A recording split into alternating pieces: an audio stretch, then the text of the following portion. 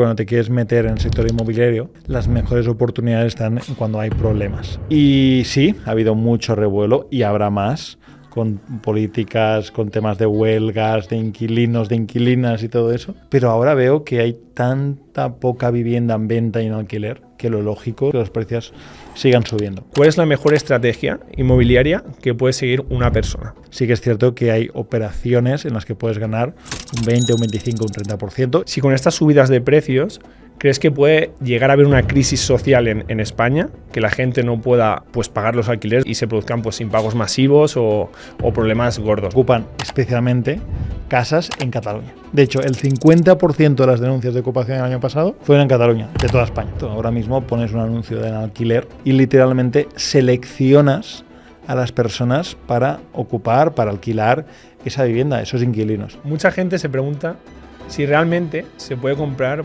un piso 100% financiado sin tú poner ningún euro y que te lo pague todo el banco. Porque el banco asume algo que a mí no me entra en la cabeza. Asume que una persona que trabaja en un trabajo fijo seguirá teniendo toda su vida en trabajo fijo y seguirá cobrando para poder pagar la hipoteca. ¿Es un buen momento para invertir en vivienda ahora? ¿O quizá es mejor esperar a que bajen los precios, a que corrijan o a que puedan bajar los tipos de interés y tener una mejor financiación? Porque en la sociedad que vivimos, aunque todo el mundo presume de que lo que más importa es el tiempo, lo que al final las acciones son que lo que más importa es el dinero, ¿no? ¿Cómo encuentras pisos baratos? ¿Cómo encuentras buenas oportunidades de inversión inmobiliarias? Tengo zonas favoritas. Estoy absolutamente seguro que puede cualquier persona vivir de rentas en menos de 5 años.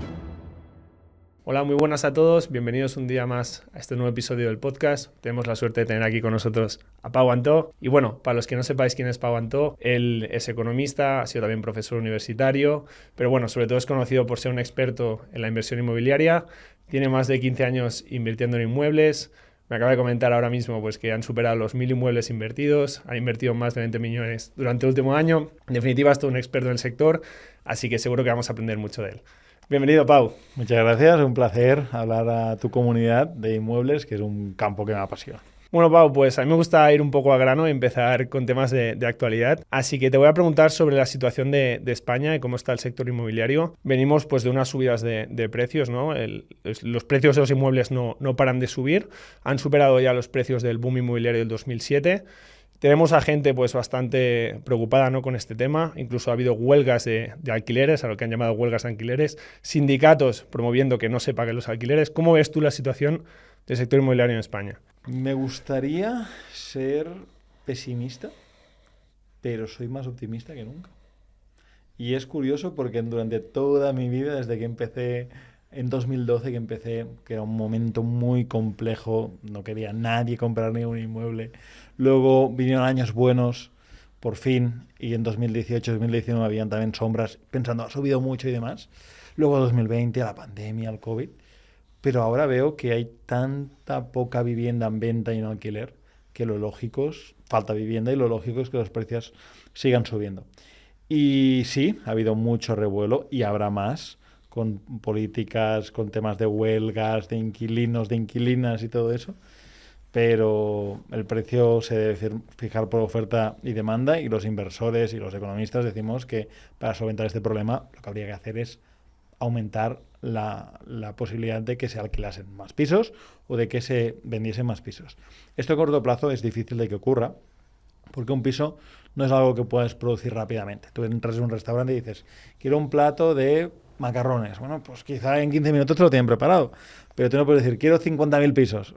Hay que producirlos y eso cuesta cierto tiempo. Uh-huh. Con lo cual vamos a tener un tiempo más los precios subiendo en ese sentido. Si a esto vamos a estudiar la macro, ¿no?, y decimos, cada vez se imprime más dinero, con lo cual el dinero que guardas vale menos con el tiempo. Y en cambio un bien inmueble, especialmente bien ubicado, tiene cierto valor o mucho valor, pues hace que la inversión inmobiliaria se perciba cada vez también más atractiva y como también una parte de resguardo de valor en ese sentido, como puede ser el oro, como puede llegar a ser el Bitcoin o como puede ser cosas que sean finitas, ¿no? Uh-huh. Así que soy más optimista que nunca, a pesar de los precios altos, de que vamos a seguir viendo subidas en el mercado inmobiliario, tanto en la compra-venta de propiedades como evidentemente en el alquiler. Ujú. Luego te preguntaré sobre cómo podemos encontrar estas oportunidades. Vale, bien. Pero por ahora, bueno, entonces quiero preguntarte si con esta subida de precios que hay, piensas que puede haber una burbuja inmobiliaria en España. La realidad es que no, porque a diferencia de lo que pasó en 2007 y años anteriores, y evidentemente en 2008 cuando pinchó la burbuja, la gente estaba muy endeudada. Y se compraban casas para gente, es decir, habían más casas compradas que gente para vivir en esas casas porque había el efecto de invierto y ya veremos a quién lo alquilo o lo voy a revender. Ahora mismo no está ocurriendo esto. Ahora mismo pones un anuncio de alquiler y literalmente seleccionas a las personas para ocupar, para alquilar esa vivienda, esos inquilinos.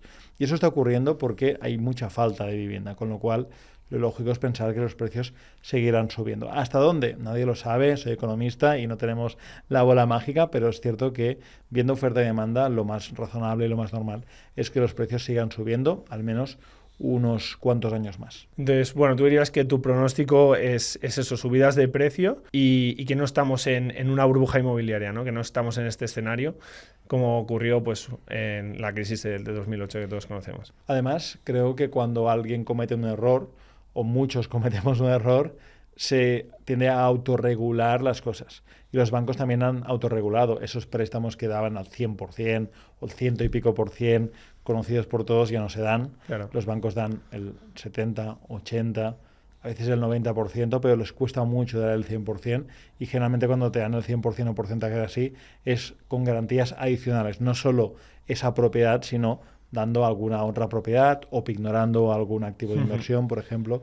Y los bancos han aprendido, lógicamente, de que no pueden dar el 100%. Con lo cual, yo estoy muy tranquilo en ese sentido, ya digo, más que nunca, y es sorprendente, porque como ahora está más caro que hace años, yo estaba más intranquilo en 2018, que estábamos como saliendo claramente de ese gran crack. Yo empecé a invertir en 2012 y era como, uy, ha subido mucho, esto va a bajar, pero ahora ves los fundamentos y las certezas y dices, ¿qué hay de cierto aquí? Lo que hay de cierto es que no hay pisos para alquilar, con lo cual los precios suben. Lo que hay de cierto es que no hay vivienda y falta vivienda, con lo cual es lógico que los precios suban. Lo que hay de cierto también es que como los precios de los alquileres suben, hay personas que tienen la posibilidad de comprar y dicen, voy a dar una entrada, si me lo puedo permitir, que esta es otra historia, y voy a comprar una propiedad, porque ¿qué me pasará dentro de 2, 3, 4 años cuando me venza el contrato de alquiler? Que me van a subir un 50% el alquiler, un 30% el alquiler, que me van a obligar a irme y cambiar de casa cada 5 años. Con lo cual la gente que puede también está viendo como una buena opción el compro mi casa. Y en España se valora mucho, y en muchas partes del mundo, el no tirar dinero alquilando, con lo cual a la gente, a lo poco que tiene dinero, pues le gusta también comprar una propiedad para ellos mismos, no solo para inversión. Sí, totalmente. Y claro, aquí hay como dos caras de la moneda, ¿no? Si suben los precios y tú eres propietario, pues obviamente esto te beneficia. Pero luego, como os he dicho, hay una cierta gente pues que no tiene quizá para dar esa entrada, ¿no? Para comprar un inmueble y luego está viviendo alquiler. Claro, esta es la gente que está más descontenta, ¿no? Porque están subiendo los precios del alquiler. Entonces yo quería preguntarte si con estas subidas de precios crees que puede llegar a haber una crisis social en España, que la gente no pueda pues pagar los alquileres, mucha gente, y entonces pues esto genera un problema real y se produzcan pues impagos masivos o problemas gordos, ¿no? Ya que la gente pues por ejemplo también deje de pagar hipotecas, por ejemplo. Estoy tremendamente convencido que algún problema puede venir por ahí. De hecho, cuando tengo ratillos para pensar, que últimamente son muchos, en esos ratillos que pensar digo, ¿qué puede pasar al sector inmobiliario? ¿Puede ocurrir que haya una huelga masiva de inquilinos? Puede. Es difícil porque hay que gestionar conjuntamente mucha gente tiene que saltarse las leyes o los contratos, con lo cual tampoco les dejan un muy buen lugar, ¿no? Más allá de lo que ese puño al aire, decir vamos a por ello y demás, más allá de eso es complejo que ocurra. Quiero recordar también que en el caso, por ejemplo, en Cataluña hubo hace unos cuantos años un no vull pagar sobre los peajes en Cataluña, que se quejaban. Lo que terminó pasando es que esa empresa terminó cobrando a través de las administraciones públicas y con sanciones y recargos y demás años más tarde, y los que se animaron a esa protesta social, por decirlo de alguna manera, pues nos terminaron muy bien parados, ¿no? Con lo cual, una huelga en ese sentido tenía que estar muy bien coordinada. Sí que es cierto que como inversores nos preocupa muy poquito esto, porque todos los contratos que hacemos para nosotros y para nuestros clientes siempre tienen respaldados y asegurados un contrato de alquiler o de impago del alquiler, con lo cual significa que si el inquilino no paga, hay una empresa aseguradora que te va a pagar. Y la realidad es que estas empresas, si esa empresa quebrase porque mucha gente no pagara, las empresas aseguradoras están aseguradas por reasegurados que están encima, con lo cual es bastante improbable que haya por ahí un problema en cuanto a las rentas de un inversor. Pero sí que me preocupa a nivel social todo esto. Claro. De hecho, nosotros tenemos una pequeñísima ONG y cada año construimos casas en Ecuador. Este año hemos construido 4 casas y vemos que hace mucha falta la vivienda en todas partes. Por eso tenemos una parte de los beneficios que los destinamos a ellos y somos generalmente más conscientes que nadie de esos problemas, porque constantemente hablamos con inquilinos, incluso con ocupas, que si quieres luego hablamos también del tema de los ocupas, y vemos la realidad del sector y la realidad de muchísimas personas. Así que pueden ocurrir estas cosas y creo que a nivel social es muy dramático que cada vez haya más diferencia entre los que más tienen y entre los que menos tienen. Sí, luego entraremos en detalle sobre los riesgos de invertir en inmuebles, que también pues, tienen sus riesgos y hay que saber abordarlos como cualquier inversión. Pero me gustaría antes de eso hablar un poquito también del tema de Andorra, ¿no? Nosotros estamos aquí residiendo en Andorra y aquí pues también hay un problema con los precios de la vivienda. También se están tomando medidas para intentar pues solventar este problema. Quería preguntarte pues cómo ves tú la situación en Andorra, si ves similitudes con España y cómo es pues eso, el sector inmobiliario aquí en Andorra. En Andorra es más complejo, digamos, porque al ser un país tan pequeño y venir tanta gente de golpe como ha ocurrido los últimos años, pues hace que sea más complicado el tema de gestionar esto. Porque sí que es cierto que cuando tú, por ejemplo, vives en una gran ciudad, Barcelona, y dices, oye, no me puedo permitir los precios de Barcelona, pues dices, venga, pues compro en Hospitalet o compro en Cornellá, como esta semana, que compraron unas propiedades para inversión en Cornellá. Pero son zonas tensionadas también, ¿no? Que también son zonas tensionadas, pero no tanto como la capital.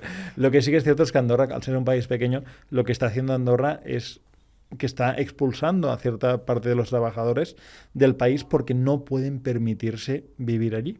Y eso es algo bastante dramático, pero está ocurriendo. De hecho, hay personas que viven en España y cada día cruzan la frontera para trabajar aquí en Andorra, por ejemplo, en la Seu d'Urgell.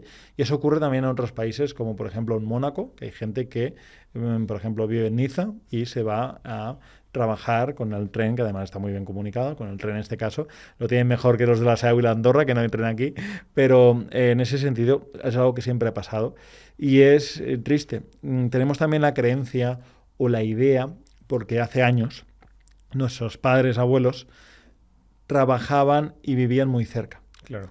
Y ahora parece que se está imponiendo la idea de decir, si yo trabajo en Madrid con un sueldo medio o medio bajo, tengo que aspirar como mínimo a vivir fuera de la M30 y a coger un cercanías, un tren cada día o un autobús o lo que sea cada día. Eso de vivir a 3 calles de donde trabajas es bastante improbable y es una pena, pero es algo que está siendo también a nivel mundial y es un dato objetivo. Si un parisino que trabaje en una panadería en Francia, lo más probable es que no viva esa panadería en el centro de Francia, sino que viva a 40-45 minutos en transporte público de su lugar de trabajo. Y eso es un problema y creo que todos tenemos que ser conscientes de que para que una gente viva muy bien, las otras personas tienen que vivir bien. Y creo que con ese muchas veces afán de ganar más y esa competición que parece que hay por ganar o por tener dinero y todo eso, creo que a mucha gente se le está olvidando que una persona no puede vivir muy bien si los que están a su alrededor no viven bien. Totalmente. Y eso se traslada aquí en Andorra, que no podemos tener alquileres tan altos y pretender que luego vayamos a comprar algo y tampoco no sea alto, ¿no? Porque habrá que pagar sueldos altos para que esa persona pueda pagarse un alquiler y pagar sus... O sea, que también encarece la vida de todos. Y también en algunos países llaman extremos, pero ves tanta desigualdad, como por ejemplo en muchos países de Latinoamérica, donde hay empresarios y gente que gana mucho dinero, que viven en cárceles de oro, si me permite la expresión, en urbanizaciones cerradas, blindadas, y que les da miedo, mucho miedo, salir a algunas zonas y lo ven algo imposible o impensable. Nosotros tenemos clientes en la empresa, en la gestora, que invierten en Madrid, por ejemplo, o en Barcelona, en otras zonas, y nos dicen, es que se respira seguridad, y nosotros pensamos, bueno, pues Madrid y Barcelona, bien, pero tampoco son ciudades que se ha perdido cierta seguridad, pero ellos lo ven como algo súper seguro en ese sentido, porque están acostumbrados a otra cosa, ¿no? Por eso para mí es muy importante que todo el mundo pueda crecer económicamente y que no hayan esas desigualdades sociales. Exacto. Sí, porque, bueno, yo escuchando podcasts y demás, ¿no? Hay gente que tiene negocios en España, algunos les han entrado a robar ya no sé cuántas veces y sienten una impotencia de, ostras, con todo lo que me he currado, ¿no? Trabajando toda mi vida, para luego no poder estar seguro en mi país. Y la verdad es que es una lástima que pase esto, y es lo que tú comentas, ¿no? Que al final está bien que mucha gente viva bien, pero todo el mundo tiene que estar un poco compensado, porque si no, al final, pues a nivel de seguridad y todo, es complicado. Lo que sí que es cierto también es que este problema de la vivienda es complicado de resolver, ¿no? Porque tenemos el precio como asignación de recursos. Entonces, si tú no filtras por precio, es decir, tú quieres vivir en el centro de Barcelona, ¿no? Pero el espacio es limitado. Además, no quieres hacer rascacielos, porque si no, tapas las vistas o dañas lo que es la imagen de la ciudad. Entonces, ¿cómo asignas el piso a las personas, ¿no? Porque hay mucha más demanda que oferta. Entonces, como solución, pues tenemos los precios, ¿no? Que al final, pues, en el sistema que tenemos es cómo funciona. Pero si te pones a pensar otros modelos, no sé si encuentras uno mejor. Porque ¿qué lo haces? ¿Por nacionalidad? ¿Por si tus abuelos tenían una casa ahí, has tenido esa suerte, entonces tienes el piso ahí? Lo que se reclama muchas veces, yo no estoy de acuerdo, es que Barcelona, por ejemplo, que comentabas, viva la gente que trabaja en Barcelona. Pero si vamos una deriva un poquito más allá, como economistas diríamos, oye, si la gente trabaja en Barcelona, es porque hay actividad económica en Barcelona. Y si hacemos que en Barcelona solo viva la gente de Barcelona, ¿qué haremos? Que los turistas no vengan a Barcelona, porque entonces habrá menos trabajo en Barcelona, ¿no? Es decir, en gran parte Barcelona es una ciudad tan bonita como es porque ha tenido ese boom, ese turismo, se han invertido muchísimo en Barcelona, con muchas cosas, entre ellas las Olimpiadas en el año 92, y hace que esa ciudad haya crecido, con lo cual el primero los de aquí, ese discurso que ahora se está llevando mucho, que vivamos los de Barcelona en Barcelona. Ok, puede ser un discurso que tenga cierto sentido, pero ves y dices, Barcelona es lo que es gracias a la gente de fuera, gracias a los turistas, gracias a los que han invertido de diferentes políticos de diferentes colores y demás que han invertido para que Barcelona sea lo que es hoy en día. Y es complejo. Y de hecho, el otro día estaba en una tertulia de una radio en Madrid, en Intereconomía, y apuntaba uno de los tertulianos que como mejor lo hagan los políticos, como se quejaba, porque había un político por ahí, decía, como mejor lo hacen los políticos, más suben los precios de la vivienda. Y decía, oye, tiene todo el sentido del mundo, porque como mejores sean las zonas, como menos delincuencia. Por ejemplo, hablaban de que en Madrid, por ejemplo, se soterraron algunas carreteras y eso hizo que subiera en ese sentido el valor de esas propiedades, porque no tenían el ruido de la carretera constantemente y todo eso. Es que se multiplicaban por 3 los precios de esas casas. Lógico, porque son unas casas de, ahí no me meto, a ser unas casas donde ahora se podía meter. Con lo cual también la actividad política influye mucho.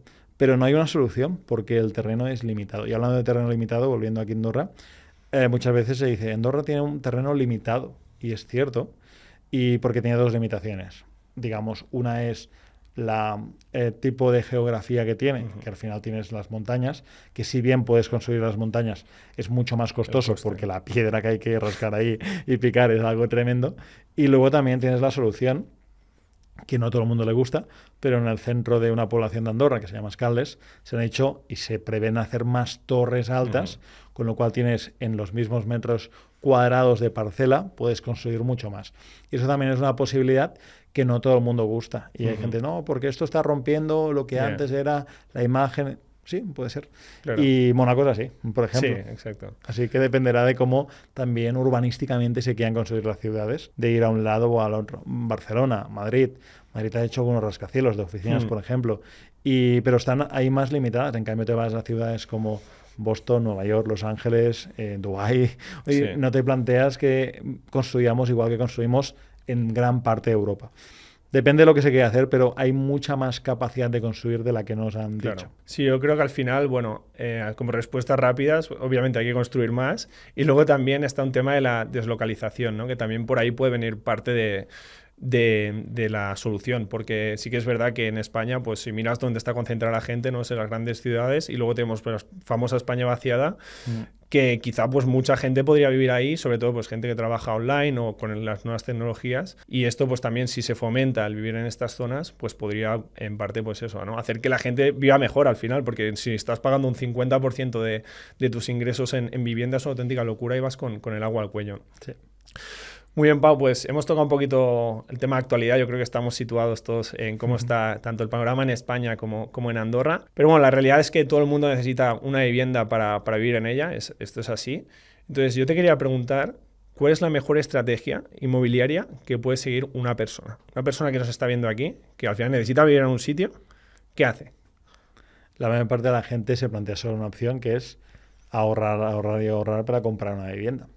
Hay otros caminos, te diría que no hay solo uno, hay otros caminos. Un camino, por ejemplo, muy habitual podría ser que en lugar de comprar tu vivienda, esa vivienda que generalmente pues, es más cara, es más bonita y con lo cual la rentabilidad de esa vivienda es más baja, pues podrías destinar esos ahorros a comprar varias propiedades, que esas propiedades te diesen una rentabilidad, un dinero que ganas, y con ese dinero que ganas que pagues el alquiler de tu propia casa, con lo cual tú vives de alquiler, sin embargo tienes otros pisos que alquilas. Eso es algo que para mucha gente no tiene ningún sentido, es como, oye, pero en lugar de hacer esto compro directamente mi casa, pero tiene todo el sentido del mundo porque a veces las casas que nos gustan cuestan 200, 300, 400, 500 mil euros o incluso más, y el alquiler por una casa así cuesta pues 1.000 y pico, 2.000 euros. Sin embargo, puedes comprar viviendas de 80.000 a 120.000 euros que te den 700, 800, 900 euros de alquiler. Con lo cual tiene más sentido comprar varias pequeñitas en barrios no tan buenos y quizá con no todas las comodidades, tipo, no tiene parking. Ok, pero se alquila 700 euros. No tiene ascensor. Ok, pero se alquila 750 euros. No tiene algunas cosas, pero que puedes comprar más pequeñitas, menos valiosas, por decirlo así, y que de esa manera tengas ese ingreso. Yo tengo dos conceptos que me gustaría también compartir con tu audiencia, que son el concepto de la rentabilidad y el valor. Cuando hacemos una inversión o para nosotros mismos, tenemos que entender en qué punto estamos. Entendiendo que la rentabilidad es esa vivienda que es, por ejemplo, un quinto sin ascensor, la finca muy mala, que no tiene parking, que es una zona bastante regulera y demás, que evidentemente esa propiedad nadie la quiere o poca gente la quiere, porque a cierto precio todo el mundo compraría ese activo, pero hay que bajar el precio, con lo cual el precio de compra es bajo, y al ser el precio de compra bajo, y hay gente que necesita vivir en una vivienda, aunque sea un quinto sin ascensor, pues el alquiler también será bajo, pero en proporción la rentabilidad sea más alta. Te estoy hablando de pisos que se pueden comprar en España hoy, evidentemente no en Barcelona o Madrid, por si ponen en los comentarios, pero hay pueblos pequeños o medianos que hay viviendas de 20, 30, 40.000 euros que en zonas no muy buenas que se pueden alquilar por fácilmente 250, 300 euros. Rentabilidades altas. Eso se puede aumentar la rentabilidad incluso si tiene bastantes metros cuadrados y habitaciones y lo alquilas por habitaciones, con lo cual hablamos de rentabilidades superiores al 10%. Por otro lado tenemos valor. Y aquí nos referimos a esas viviendas que son más viviendas de lujo. Esa vivienda que está en la calle Serrano, Madrid, esa vivienda que está en el centro, que cuesta un montonazo de dinero, más de 1 millón de euros una propiedad, y se alquila quizá por 2.500, 3.000, depende de los metros, 3.500, 4.000 euros, con lo cual si esa vivienda cuesta 1,5 millones y se alquila por 3.000 euros, la rentabilidad es bajísima, típicamente 2,5, 3, 3,5% de rentabilidad, pero es una vivienda que a pesar de ello, con los años lo lógico es que envejezca mejor, que se revalorice más. Hay menos problemas también quizá. Hay menos problemas porque un inquilino suele ser mejor que pagas los precios y también evidentemente es un activo que te da más seguridad en cuanto a ingresos y a menos problemas, como comentabas. Entonces, mi idea no es nunca estar ni en rentabilidad ni en valor, sino buscar en esa línea en qué punto intermedio se debería estar. Claro. Entonces, quizá una persona que esté empezando debería ir más a por rentabilidad, ¿no? Y una persona, pues ya que tiene cierto patrimonio, que busca más estabilidad, ¿no? Pues pensamos en Amancio Ortega, ¿qué compra? Edificios premium, ¿no? Valor totalmente. En las mejores zonas, pues debería centrarse más en eso, ¿no? Eso lo hacemos constantemente con los clientes, la rotación de cartera, esa rentabilidad a ese valor, porque también al principio se busca mucho el numerito, la rentabilidad, pasa en la bolsa, pasa en todos los campos. Sí. Quiero sacar esto, quiero sacar un 10,5% porque he visto un vídeo en YouTube de un gurú que comenta que no sé qué y tal. Vale, ok. Pero luego te dices, oye, un 6% de patrimonio inmobiliario en renta, que además te dé una revalorización con el tiempo del activo, es decir, lo que cobras cada año es perfecto, una cartera diversificada de varias propiedades. Y la gente suele quedarse en algún punto intermedio en función del perfil entre un lado y otro lado. Uh-huh. Sí, totalmente, Pau. Y luego también, pues, una duda muy típica que tiene la gente, ¿no? Es que, claro, hablamos de los altos precios, ¿no? Como hemos dicho al principio, ¿no? Que han superado ya los del boom inmobiliario. Entonces se preguntan, ¿es un buen momento para invertir en vivienda ahora? ¿Sí o no? O quizá es mejor esperar a que bajen los precios, a que corrijan o a que puedan bajar los tipos de interés y tener una mejor financiación. Los tipos de interés están bajando, con lo cual se vienen épocas que me hace pensar que se comprarán todavía más viviendas porque será más atractivo una vivienda que puedas fijar en unos meses quizá un interés fijo al 2% o por debajo del 2% a 25 o 30 años. Me parece un precio muy bueno para un interés fijo. Ahora es cierto que los bancos están muy entusiasmados con la idea de las hipotecas mixtas, lo cual a mí me hace pensar que son más inteligentes que nosotros y me hace pensar que calculan que en el corto plazo los tipos de interés irán a la baja y que en el largo plazo se volverán, supongo que para pagar la inflación que se viene, más para arriba, ¿no? Así que mi sugerencia sería una hipoteca fija. Pero volviendo un poco a contestar tu pregunta, yo creo que la decisión de inversión tiene que ser algo que lo hagas no pensando tanto en el timing perfecto, que no existe, sino pensando en la visión a largo plazo. Y creo que cualquier persona tendría que tener alguna propiedad a su nombre o alguna parte de propiedad o su propia vivienda, si es que encaja en lo que queremos. Porque es cierto que en las grandes ciudades esa proporcionalidad que decíamos antes quizá no tiene tanto sentido tener tu propia vivienda, tenía más sentido tener 3 viviendas, 2 viviendas fuera y que te paguen tu alquiler, pero en algunos municipios pequeños tener tu propiedad tiene todo el sentido del mundo porque la valoración de compra versus alquiler es adecuada, digamos. Yo soy muy optimista, en esta línea, en este sentido, en cuanto que puede ser un buen momento para comprar. Es cierto que ves estadísticas y dices, hubiese podido comprar 3 años antes o 5 años antes, o sí. A todo lo pasado todos acertamos. Siempre. Y también las situaciones cambian. Nosotros, por ejemplo, ahora, después de haber comprado más de 1000 propiedades para invertir, estamos en proceso, hemos firmado arras para comprar nuestra propiedad, nuestro ático, en Andorra la Vella. Llevo toda la vida diciendo que es mejor vivir de alquiler, así que en exclusiva aquí en tu canal digo que estamos en proceso de comprar un ático aquí en Andorra la Vella. Sí, bueno, para que la gente sepa eso, que la estrategia que ha comentado antes Pau es la que él lleva haciendo toda su vida hasta ahora, ¿no? De comprar inmuebles rentables para sacarles eso, pues una rentabilidad, unas rentas y luego él pagar un alquiler aparte. Y ahora, pues, en primicia sabemos que ya no es así. Quiero comentar esto porque para mí la coherencia es algo muy importante. Y no es que haya cambiado de discurso, que podría hacerlo sin problema, porque vas aprendiendo cosas por el camino y demás, pero te planteas algunas cosas y dices, a ver, la certeza ahora mismo, ¿cuál es? La certeza, aquí en Andorra, por ejemplo, es que de lo que yo pagué hace 4 años cuando me mudé a Andorra por mi piso de alquiler, que todavía sigo en el piso de alquiler, todavía no hemos hecho el cambio, o sea, todavía no hemos comprado la propiedad, está en arras, pues de ese momento a ahora fácilmente se ha multiplicado el precio del alquiler por 2, o sea, que ha subido un 100%. ¿Cuántos años? 4 años. 4 años. Era un momento bueno, en ese momento para alquilar, era post-COVID y demás. Pero bueno, por 2 es significativo. Heavy. ¿Cuánto tendrás que pagar de alquiler cuando nos venza el contrato de alquiler? Pues probablemente el doble o más del doble en función de cómo estén los precios. Si yo puedo, de alguna manera, comprar una propiedad y fijar una hipoteca, me parece algo relativamente inteligente. ¿Es lo más inteligente que puedo hacer con mi dinero? Claramente no.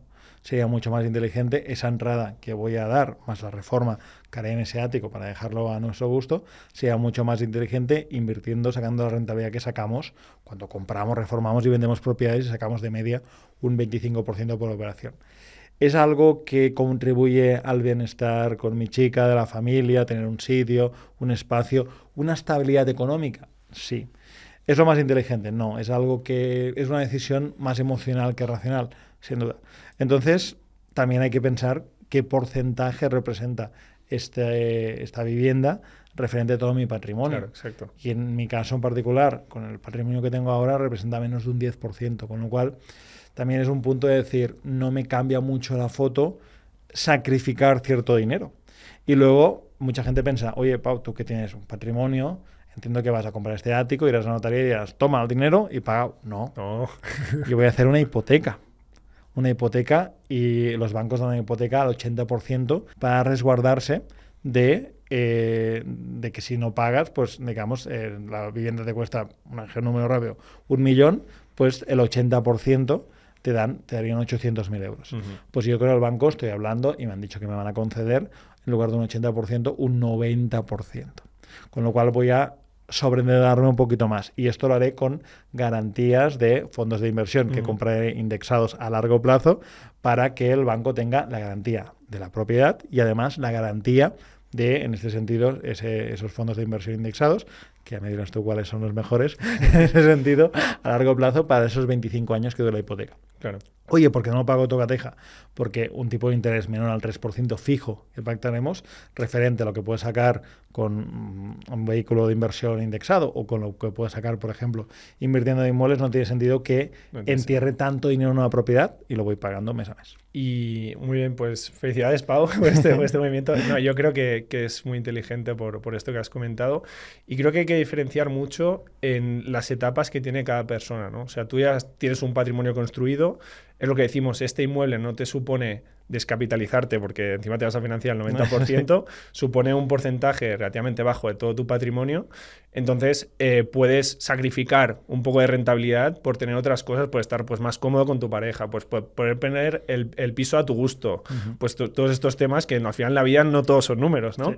Pero en cambio, lo que sí quiero, pues, o sí me gusta remarcar con la audiencia que nos está viendo, es que si tú haces este movimiento al principio de tu vida laboral, quizá o cuando ya has conseguido ahorrar un poquito de patrimonio, quizá te destroza financieramente y te condiciona muchísimo para las próximas décadas, ¿no?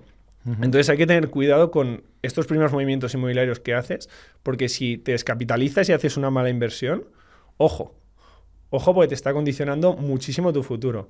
Entonces, yo por eso quería abogar un poco pues, por la prudencia en este sentido, ¿no? Estoy totalmente de acuerdo. De hecho, mi chica compró una propiedad ella al 100% financiada con un broker hipotecario y le hicieron un poco un milagro, que en España a veces ocurre, aunque no es muy común. Y después de unos años de convencerla, le costó mucho, pero la vendió y con ese dinero hizo inversiones inmobiliarias y ahora gana mucho más con esas inversiones. Y claro, ella no es que la vendiera y cogía todo el dinero en efectivo, no, pagó la super hipoteca y le sobró un poquito, ¿no?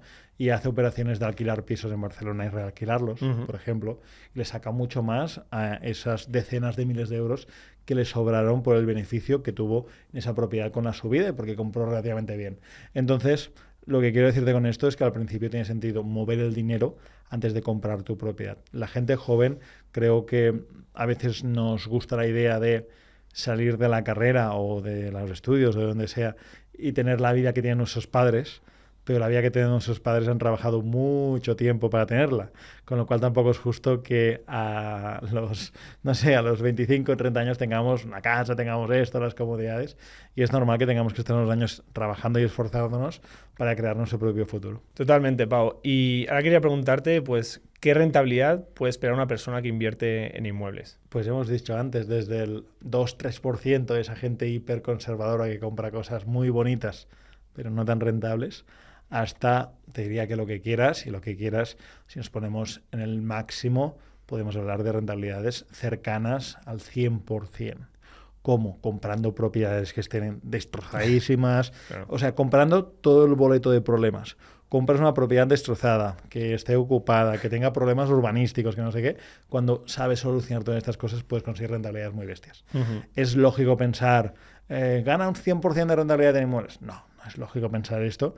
Sí que es cierto que hay operaciones en las que puedes ganar un 20, un 25, un 30%, y es lo que buscamos comprando una propiedad, reformándola, arreglándola y vendiéndola. Puedes sacar un poquito más si la propiedad, además de reformarla, pues por ejemplo está ocupada. Sí, puedes irte a 40, 45%, que es una barbaridad de dinero. Y a nivel de alquiler lo mismo. A nivel de alquiler, si alquilas toda la vivienda entera, pues podrás sacar un 6, un 7, un 8, un 9%. Y si de alguna manera... ¿En pues, bruto o en neto? Estamos hablando en bruto. En bruto, yo el bruto lo calculo, que aquí se calculan muy mal las cosas. O sea, el bruto lo calculo yo entendiendo antes de impuestos. Sí, ¿vale? Es decir, exacto. pero digamos que hay como vamos a explicar esto. Sí. Hay diferentes niveles de calcularlo, ¿vale? Okay. Una rentabilidad es la que muchas veces te dice la inmobiliaria. Pongamos por caso, para hacer números sencillos. Esta propiedad se alquila por 500 al mes, por lo tanto son, multiplicado por 12, 6.000 al año, y el vendedor quiere 100.000 euros, ¿vale? La inmobiliaria te dice 6.000 dividido entre 100.000, 6% de rentabilidad. Yo digo, no. Esta rentabilidad no es ni bruta ni neta. Esta rentabilidad es ficticia. Es un invento, ¿eh? Es un invento. Porque hay un coste transaccional de la propiedad. Exacto. Cuando tú compras una propiedad por 100.000 euros, significa que tú, en función de la comunidad autónoma que estés en España, tienes que pagar unos impuestos en la compraventa. Por ejemplo, en el caso de Cataluña es un 10%, en el caso de Madrid es un 6%.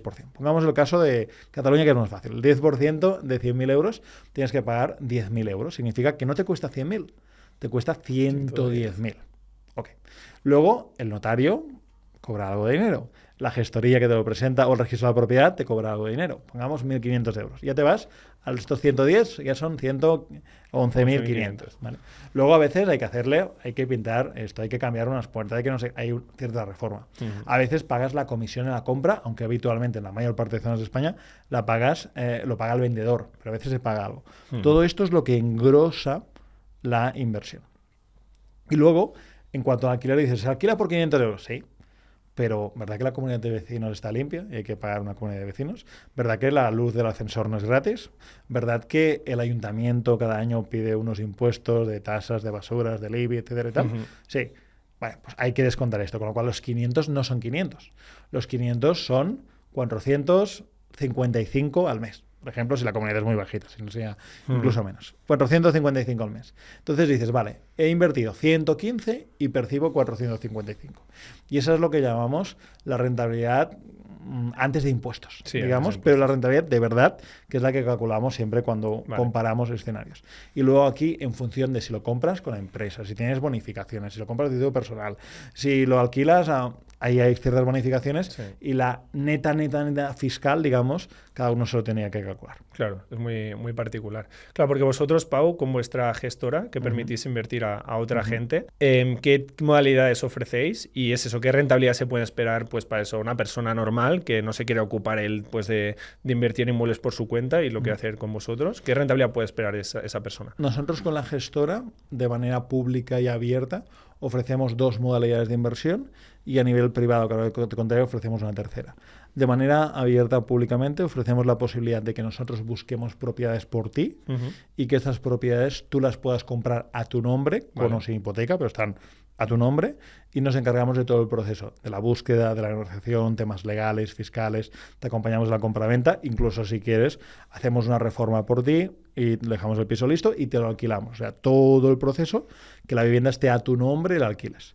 Rentabilidades que se pueden sacar desde ese 6% que comentábamos, dependerá si la alquilas a largo plazo, si la zona es mejor o peor, podemos irnos a 7, 8, 9, 10, incluso alguna vivienda que está en el perfil de Mones Capital de Instagram, pues está por encima del 10% de la rentabilidad, pero es un piso grande que se alquila por habitaciones, pues puede estar incluso por encima de esto, pero desde el 6% por el tipo de inmuebles que buscamos. Si quieres un inmueble que sea muy premium, bajaríamos de esa rentabilidad. Luego, la siguiente opción que hay de inversión es la modalidad de invertir al 10% fijo cada año. ¿Cómo hacemos eso? Nosotros nos dedicamos con nuestro dinero a comprar, reformar y vender casas, o a comprar, construir y vender casas. Y cierto que tenemos dinero, pero no todo el dinero del mundo, y a veces hay más oportunidades que las opciones en ese sentido de invertir. Entonces, ¿ahí qué hacemos? Decimos, mira, nosotros estamos invirtiendo aquí, si quieres unirte a nosotros, préstanos el dinero y nosotros te daremos el 10% cada año del dinero que nos dejes. Vale. Entonces ahí es un préstamo que haces a nuestra empresa para que podamos financiar la construcción, la reforma, es como un hasta bono. que se venda.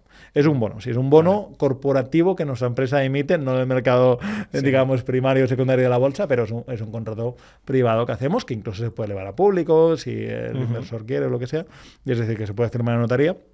Es un contrato privado que se paga el 10%. Y luego hay una manera que es como más privada, que es solo para los alumnos y los clientes que se forman con nosotros en inversorpro.com, que para esas personas lo que hacemos es que esos proyectos de comprar y vender repartimos beneficios al 50%. Es decir, vamos a hacer un proyecto y de lo que ganemos, la mitad para nosotros como gestora que hace la oportunidad, la mitad para los inversores. Lo cierto es que una vez al año, algunas veces al año, cuando hay proyectos, lo enfocamos de esta manera y es algo que les gusta mucho porque claramente, yendo a 25, 30, 65%, la rentabilidad es más alta que el 10% y a veces también los tiempos son más cortos, con lo cual la rentabilidad anualizada es más del 10%, pero esto, como hay pocas oportunidades para hacerlo y tenemos fidelizado a la comunidad de inversores que tenemos de inversorpro.com, pues lo hacemos solo con la gente que pertenece a esa formación y a la comunidad. Yo creo que le puede encajar a mucha gente y de verdad creo que es una apuesta ganadora porque, o sea, al final hay gente, pues yo, por ejemplo, en mi caso, ¿no? Que tengo mi trabajo y yo no quiero ponerme a buscar inmuebles ahí. Ya lo hice una vez y ya tuve suficiente, ¿no? Y entonces es eso, quizá pues prefiero pagar a un profesional, ¿no? Igual que pagas por un iPhone o pagas por cualquier cosa, pues pagas a un profesional que te busque un piso rentable, le cedes parte del margen, obviamente, y ya está, es que te va a salir mejor, ¿no? A no ser que te guste y quieras aprender y todo esto, pues que también tienes la opción, ¿no? Pero yo es eso, que a veces la gente como tiene la idea de no pagar por las cosas o no pagar por una comisión, por no sé qué, dices, tío, si es que ganáis todos, o sea... Sí. Es un tema de visión y eso ocurre porque en la sociedad que vivimos, aunque todo el mundo presume de que lo que más importa es el tiempo, lo que al final las acciones son que lo que más importa es el dinero, ¿no? Si lo que más importa es el tiempo, de verdad lo creyeras, no volverías a plancharte una camisa en tu vida, no volverías probablemente a limpiar la casa en tu vida y quizá no volverías, no sé, a cocinar si no te gusta o lo que sea. Sí. Porque puedes hacer con tu tiempo cosas mucho mejores. Y la inversión inmobiliaria, a quien le encante como a mí, es un placer hacerlo. Pero es algo que se puede delegar. De hecho, nosotros, nuestra tarifa, y aquí no es por explicarte, pero creo que tiene sentido al nivel económico explicar esto. Nuestra tarifa está enfocada en cobrar un fijo de dinero por cada casa. Porque si bien muchas inmobiliarias lo que cobran es un variable, es decir, te cobraré un 5% del valor de la casa.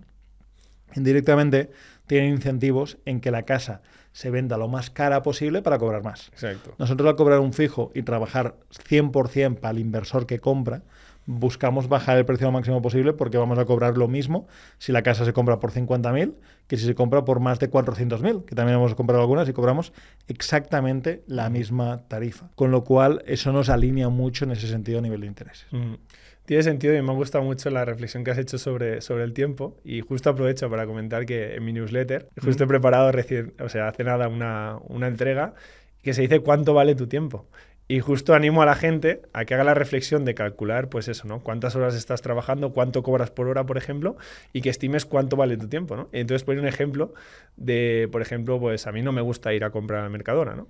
Y dices, ostras, ¿cuánto me cuesta hacer la compra? Y a lo mejor tarda 1 hora y media ahí eligiendo todo, tal, no sé qué. Y luego digo, si lo puedo hacer online y me cuesta 7 euros. Entonces tú miras tu precio por hora y dices, tío, a lo mejor es 20, 30 euros, lo que sea, y me cuesta 7 euros pedirlo online. Coño, pues si no me gusta, lo delego, gano tiempo y estoy ganando encima dinero, ¿no? Y creo que es una reflexión súper interesante. Por eso digo que al final hay que abrir un poco la mente en este sentido. Y, ostras, aquellas cosas que no te gusta hacer o que las puede hacer un profesional mejor que tú, pues si puedes, delégalo. Consejito como recién andorrano que estás por aquí, en Pirinés puedes comprar, nosotros compramos en Pirinés y es gratis el envío a partir de 50 euros. Y por desgracia, 50 euros son 3 clics porque con lo que está de cada las cosas. Así que tienes envíos gratis en Pirinés y no sé de otros supermercados de por aquí, pero nosotros lo compramos ahí y es hiper cómodo. La página es hiper antigua, también te tengo que decir, pero una vez te has manejado un poquito, tienes ahí medio guardado la última compra. Compras, además sueles comprar más o menos lo mismo. Y nosotros todo lo que es alimentación básica lo compramos ahí. Y luego, evidentemente, lo que es más carnicería y todo eso, pues lo compramos en una carnicería de verdad, si me permite la expresión, y no a un centro comercial. Pues luego te pregunto por la carnicería y tomo apuntes de Pirinés. Pero bueno, siguiendo con la inversión en inmuebles, un punto clave, ¿no?, que hemos comentado es el hecho de comprar barato, porque así aumentas el potencial de rentabilidad. Entonces te quiero preguntar, Pau, ¿cómo encuentras pisos baratos? ¿Cómo encuentras buenas oportunidades de inversión inmobiliarias? Es un reto hoy en día. La realidad es que cuando las cosas están mal, como la bolsa, es más fácil comprar a precios que todo el mundo desearía luego haber comprado. Pero ahora mismo es un reto y honestamente te lo digo. Nosotros conseguimos buenas propiedades porque hemos dado muchas voces. Y yo te diría que la única manera de conseguir buenas propiedades es dar voces, voces y voces. Es decir, constantemente estar diciendo busco esto, busco aquello, hablar con mucha gente. Eso evidentemente es algo que cuesta un tiempo, ¿no? Tú dices, venga, en mi barrio tengo 25 inmobiliarias. Voy a ver las 25 y voy a programar tan bien que voy a ver 5 por día. Significa que 5 por 5, 25. Significa que si voy lunes, martes, miércoles, viernes, jueves y viernes, ya no sé ni contar, los 5 días de la semana, significará que tengo las 25, ya las he visto. Entonces dirá, oye, me ha dicho Pau Antó que ya está, ya tengo. No, porque no es simplemente el hecho de ir, de que te conozcan y demás, es que tiene que salir esa oportunidad para que te la puedan presentar. Y esto a veces cuesta un tiempo y lo que no entendemos o nos cuesta entender es que lo queremos todo rápido, lo queremos todo inmediato. Así que el mejor consejo es que sepas, uno, lo que busques y dos, que te vayas creando una cartera de profesionales inmobiliarios que te vayan planteando inversiones. La primera que te pasarán puede que sea buena, pero lo más probable es que no sea buena. Como siempre decimos a nuestros clientes, solo necesitas un sí. Si tienes una buena operación, adelante. Y me gustaría aquí no bajar la pretensión, pero sí tocar con los pies en el suelo, que es algo que he hecho toda mi vida y creo que es importante. Cuando alguien está pensando en invertir, típicamente lo que está pensando es en sacar el máximo provecho, el máximo resultado. Y muchas veces el coste de la inacción es más importante que el coste de la acción no perfecta. Es decir, era mejor comprar una propiedad hace 3 años que fuera de 7 que no comprarla esperando la mejor oportunidad y seguir teniendo el dinero del banco con la pérdida de valor adquisitivo y además con lo que han ido subiendo las propiedades. Hace poquito conocí a un farmacéutico aquí en Andorra y bueno, no nos hicimos amigos, pero bueno, hablamos y tal, porque me seguía por redes y eso, bueno, hablamos un poquito y me contó su estrategia de ir comprando viviendas con sus beneficios y me pareció, la primera sensación me pareció que era una estrategia sencilla, pero que era una estrategia que le había funcionado durante muchos años. Sin embargo, si tuviese yo como profe que puntuarla, no le pondría más de un 6, honestamente. Pero el hecho de hacer cosas de 6 durante unos cuantos años hace que ahora tenga más de 20 propiedades y hace que ahora las propiedades que en ese momento eran de 6, ahora claramente son de matriculísima de honor. O sea, son muy buenas, ¿no?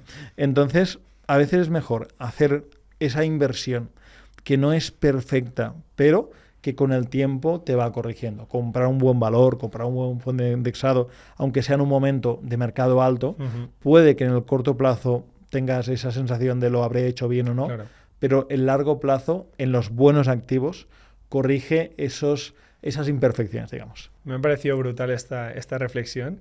Y es esto que se comenta, ¿no? De la acción masiva imperfecta, ¿no? Como que tienes que hacer muchas cosas aunque no sean perfectas, porque al final después también hay incertidumbre y aunque tú te pienses que estás haciendo algo perfecto, quizá no es perfecto. Entonces, totalmente con esta reflexión que comentas. Luego también, pues, aparte de comprar barato, ¿no? Es importante seleccionar un buen activo, quizá la zona, ¿no? Entonces, quería preguntarte, Pau, en tu opinión, ¿qué zonas o qué tipo de inmuebles son los que tienen un mayor potencial de rentabilidad o de revalorización? Tengo zonas favoritas, es cierto. Sin embargo, conforme pasa el tiempo, me doy cuenta, y es gracias a los clientes que tenemos, alumnos en Inversor Pro, me doy cuenta que se consiguen oportunidades muy buenas en todas partes. incluso en algunos sitios que dices, no puede ser. En el centro de Madrid, en el centro de Palma de Mallorca. Ostras. Oportunidades que dices, no puede ser. Sin embargo, nosotros en nuestra empresa, porque a mí no me gusta tampoco ir de profe, aunque me encanta la docencia, me gusta ir también con la coherencia de que invertimos mucho dinero cada año en inmuebles. Nosotros en la empresa donde tenemos el foco más puesto es en la zona de la Comunidad Valenciana y Levante y Murcia, luego en la zona de Zaragoza, a nivel de comprar y alquilar también nos gusta mucho, y luego operaciones más de comprar y vender, Baleares, Cataluña y en Madrid son zonas donde más trabajamos. Con lo cual son zonas que nos gustan más. ¿Que hay oportunidades en la Costa del Sol? Sí, lo vemos constantemente en la zona de Málaga con clientes. ¿Que hay oportunidades en Canarias? Por supuesto, incluso en el nivel de alquiler turístico, que es un modelo también que está funcionando muchísimo, evidentemente, allí. O sea, oportunidades hay en todos sitios, pero a nivel de zonas creo que es mejor actuar en tu zona, aunque no sea tan buena en el cómputo general, que el irte a una zona mucho más lejana de donde tú vives y de esa manera tener un poquito más de descontrol, sobre todo si vas a gestionar tú la inversión. Si la tienen a una empresa que te lo gestiona, da un poquito igual. Digo siempre que en España peninsular, a 200 kilómetros de la redonda donde vives, puedes encontrar oportunidades bastante o muy buenas. Vale. Dices, no, es que yo quiero comprar en el centro de Madrid. No, pero quiero comprar en un pueblo de 25.000 habitantes de Toledo. Ya te encontrarás viviendas mucho mejores. Ya, pero tengo que hacer 100, 100 y pico kilómetros con el coche. O tengo que coger el AVE, que está muy bien comunicado con Toledo, lo que sea. Por decirte un ejemplo. Lo mismo, ¿no? Es que Málaga está muy cara, ha subido muchísimo, es una zona espectacular, ha subido muchísimo en los últimos años. Sí, pero puedes irte a poblaciones del interior, que no han subido tanto, y hay igual demanda. O te puedes ir a los dos epicentros, pues tienes Málaga y Marbella, pues tienes en medio, nosotros hemos hecho una operación ahí hace poquito, ya digo, no son zonas foco, pero también tenemos alguna, en dos en propiedades en Calamijas, por ejemplo, pues esa zona, Elviria, Calamijas, son zonas que quizá no están a un precio tan elevado y puedes conseguir por ahí más oportunidades. Con lo cual, moviéndote a 200 kilómetros a la redonda de tu casa, deberías tener oportunidades. Otro aspecto muy importante es el tema de la reforma, y es una pregunta también pues, que se hace mucha gente, ¿no? ¿Cómo puede hacer una persona una buena reforma y así aumentar el potencial de rentabilidad de su inmueble? Gastando lo mínimo imprescindible para que quede lo más bonito posible o lo más funcional posible.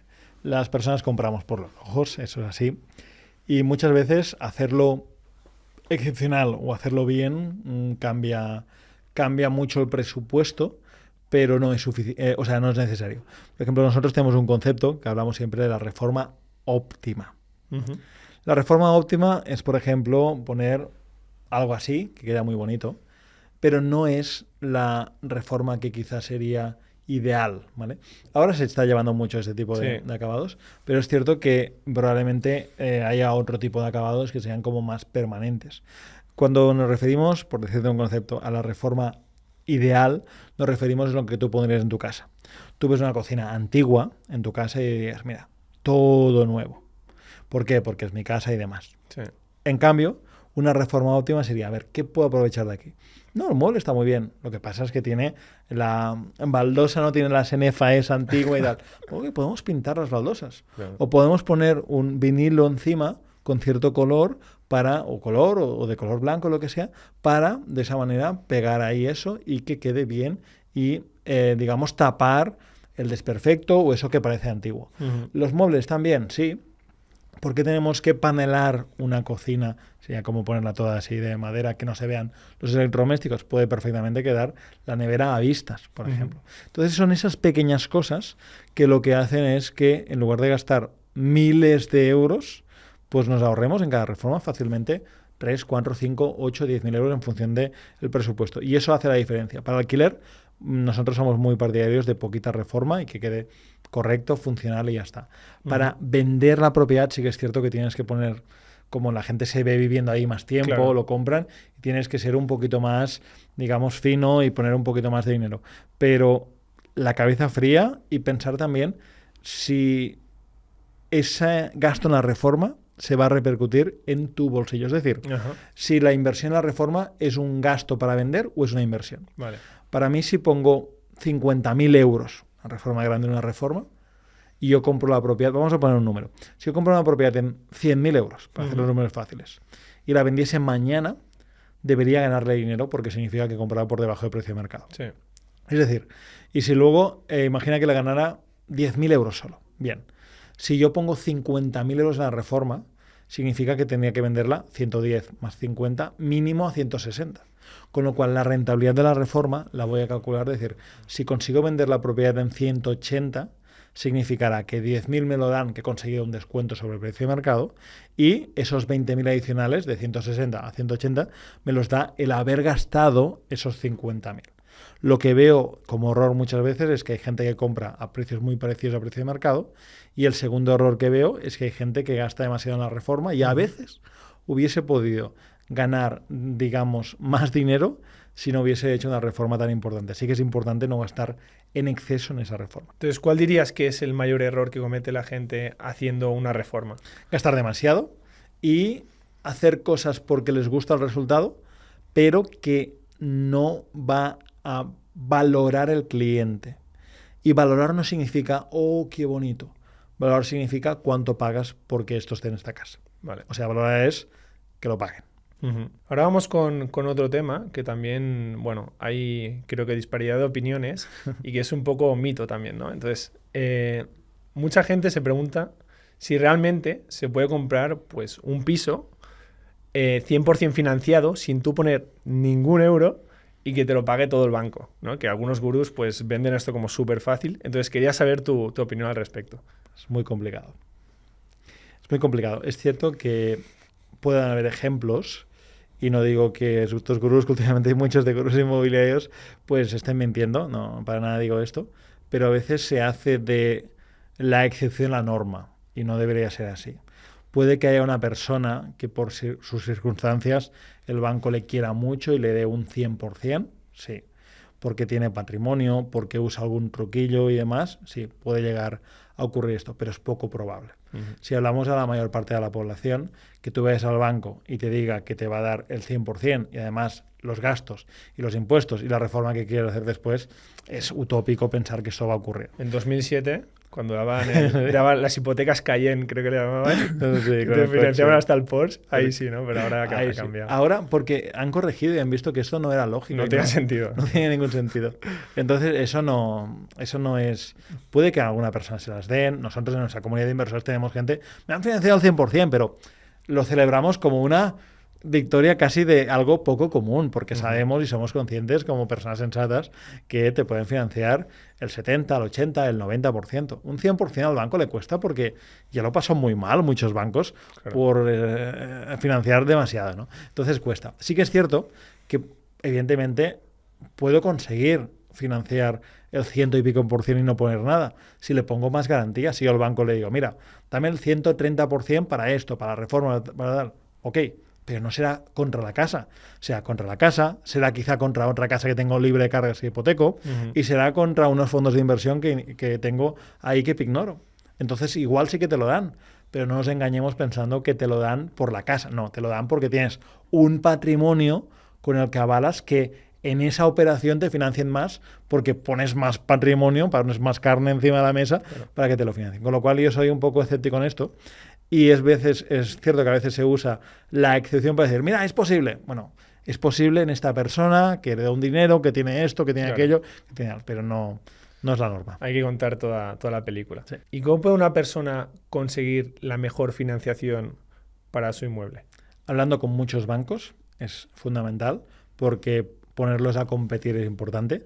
La ventaja que hay en España, por ejemplo, es que al tener mucha cuota bancaria, aunque se ha reducido en los últimos años con tantas cajas que han ido cerrando o fusionándose y demás, pues hay menos, pero sigue habiendo muchos bancos.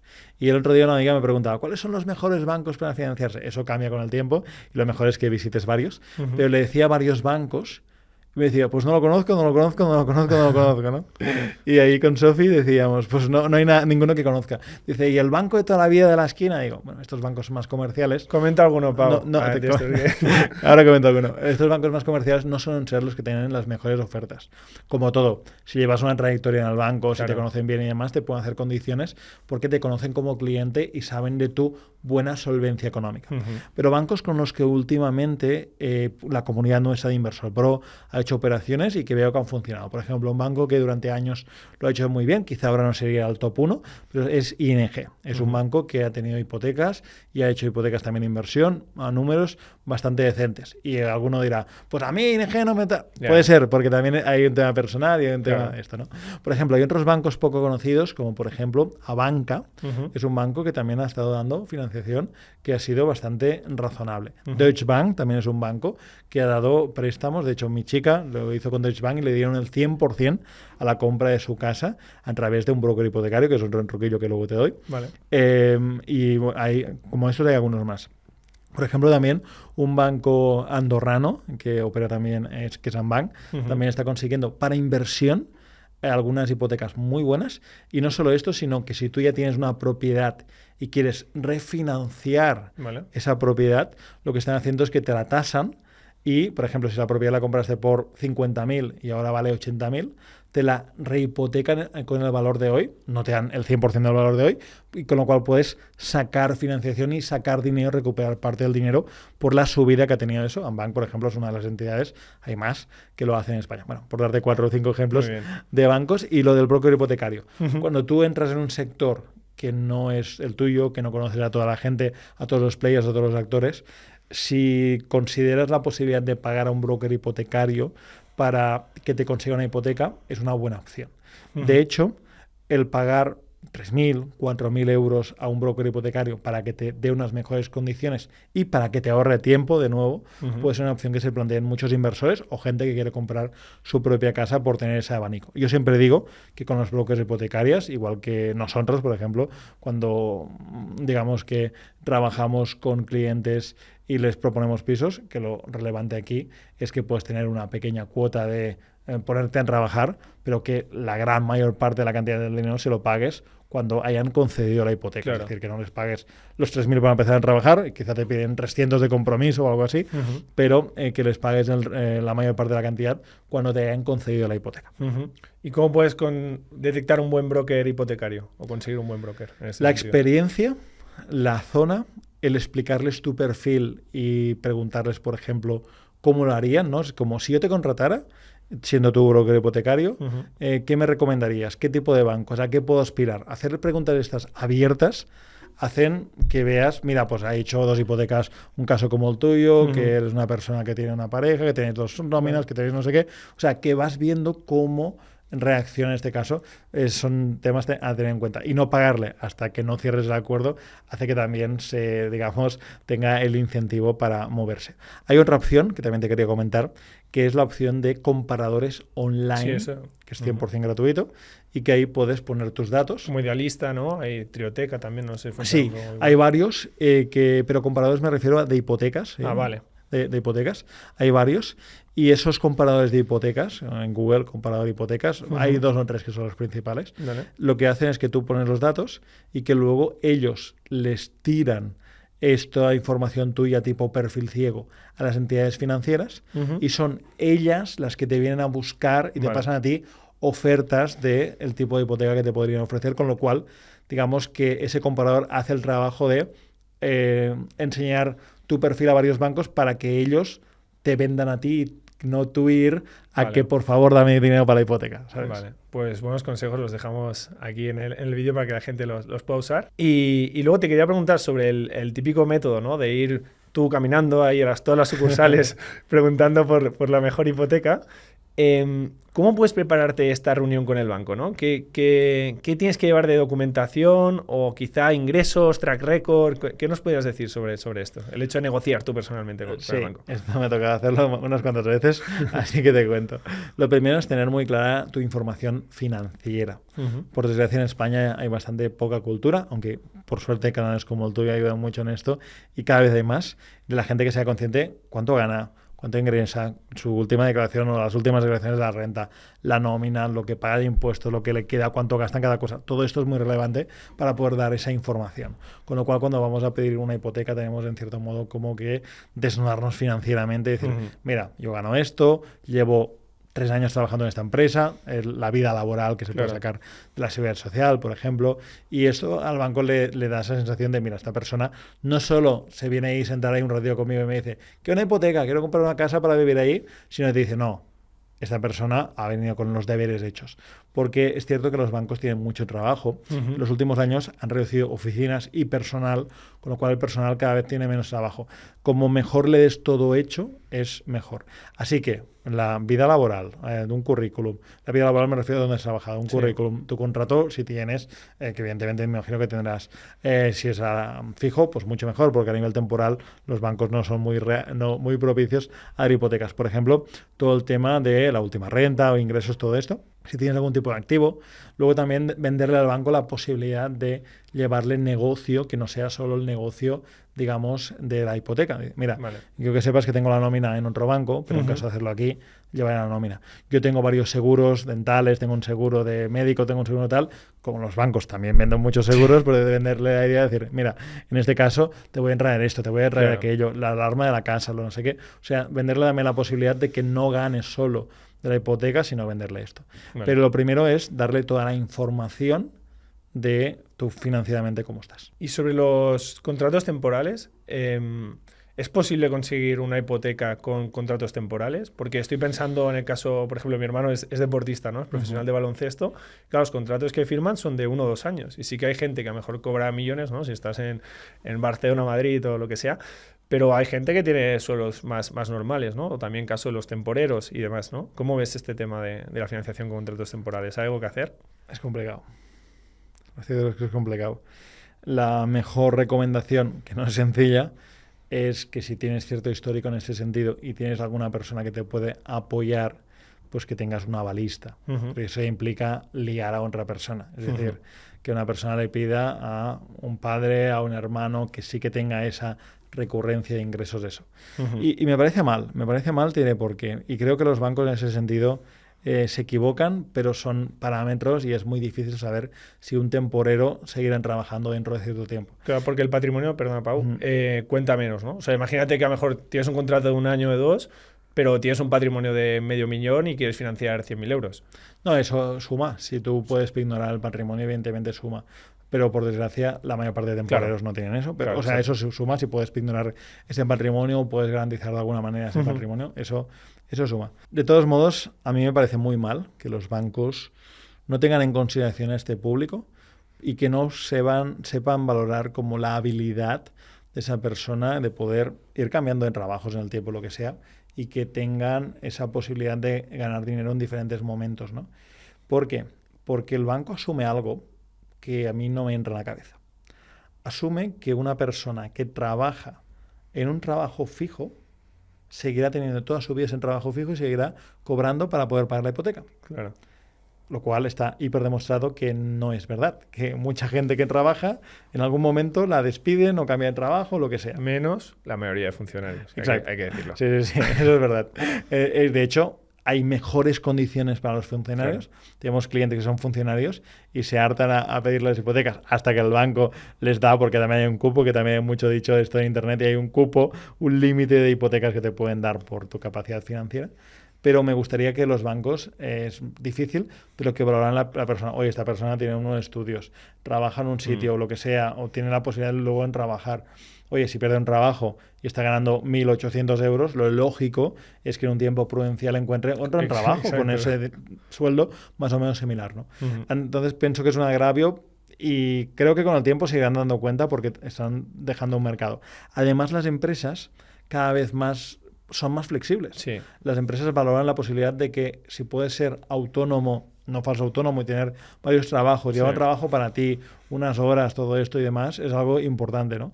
Y todas las personas que emprendemos valoramos mucho esto, ¿no? Tener personas que tienen mucho talento y que no las tengas solo tú, ¿no? Sino que puedas tenerlas en un momento dado, ¿no? Tenemos aquí a Gonzalo, que está amablemente grabándonos. Pues, por ejemplo, tener talento que pueda trabajar para ti, para otra persona y todo esto, es algo que creo que el mundo va hacia allí y los bancos tienen que hacer algo para dar posibilidad de préstamos y de financiación a este tipo de personas. Y luego hay otro punto, ¿no? Que hemos hablado de, pues eso, la primera hipoteca, yo creo más o menos todo el mundo sabe cómo apañárselas y si tienes pues cierto ahorro lo puedes conseguir, ¿no? Pero después se complica más la cosa, ¿no? Quizá. ¿Cómo puedes hacerlo para conseguir una segunda hipoteca? ¿Cuál sería la estrategia ahí, por ejemplo? La segunda hipoteca es bastante factible. Es decir, es seguir el mismo proceso y si tú todavía te queda dinero para pagar la cuota, pues no es muy complejo. Porque hay una tasa de esfuerzo. Exacto, ¿no? eso. La tasa de esfuerzo, ese concepto que se menciona mucho, es clave. Vale. La tasa de esfuerzo dice que de lo que tú ganes, el banco máximo te va a permitir que entre un 30 o un 35% de lo que tú ganes sea la cuota que pagues cada mes. ¿El ingreso neto de la nómina? Del ingreso neto, es decir, lo que tú te llega al bolsillo. Vale, a cada mes la nómina que te ingresa, ¿no? Sí, si tú gastas mucho, pues no lo tendrán muy en cuenta, por decirlo así. Vale. Es decir, de lo que tú ingresas, Vale. eso. Evidentemente, tú no te meterás en un jardín donde no lo puedas pagar, se supone. Bueno, sí. O a veces la gente ahorra con la hipoteca. ¿Qué quiere decir que ahorra con la hipoteca? Que dice, esto es prioritario, la hipoteca ya nos cortaremos de ir a cenar, de ir al cine, de las vacaciones de esto. De hecho, el principal ahorro que hay en España es la vivienda propia de la gente, porque si a la gente no tuviese que pagar la cuota de la hipoteca, pues gastarían cosas más superfluas, digamos, en el día a día. Así que es un ahorro claramente el comprar tu propia vivienda o una vivienda de inversión porque te obliga a hacer unos pagos cada mes. Que si no los harías, seguramente. Sí. Así que la tasa de esfuerzo es la cantidad, 30-35%. ¿Qué quiere decir esto? Que una persona que ahorra, una persona que ingresa 1.000 euros puede pagar una hipoteca de 300-350 euros. Eso significa que esa persona puede financiar sobre unos 80.000 euros ahora mismo con los tipos de interés actuales. Así que esa persona puede obtener una vivienda de compra. Si, evidentemente, esa persona gana el doble, pues podría tener una segunda y tercera y cuarta. Evidentemente, si son viviendas que las compras para alquilar, el banco tiene en cuenta que tú de esas viviendas percibes un ingreso y te suma, o debería sumarte, el ingreso de esa vivienda como no ganas 1.000 de sueldo, ganas 1.000 más los 400 de esa. Pero el banco no lo hace así. Te considera más valioso, de nuevo, el hecho de que tú trabajes y tengas un sueldo, que el hecho de que tengas un inmueble, cuando yo veo que es más probable que el inquilino te vaya pagando, es más, si tienes un seguro de impago, que tu sueldo siga así, que tu empresa no cierre o que cualquier cosa mala pase.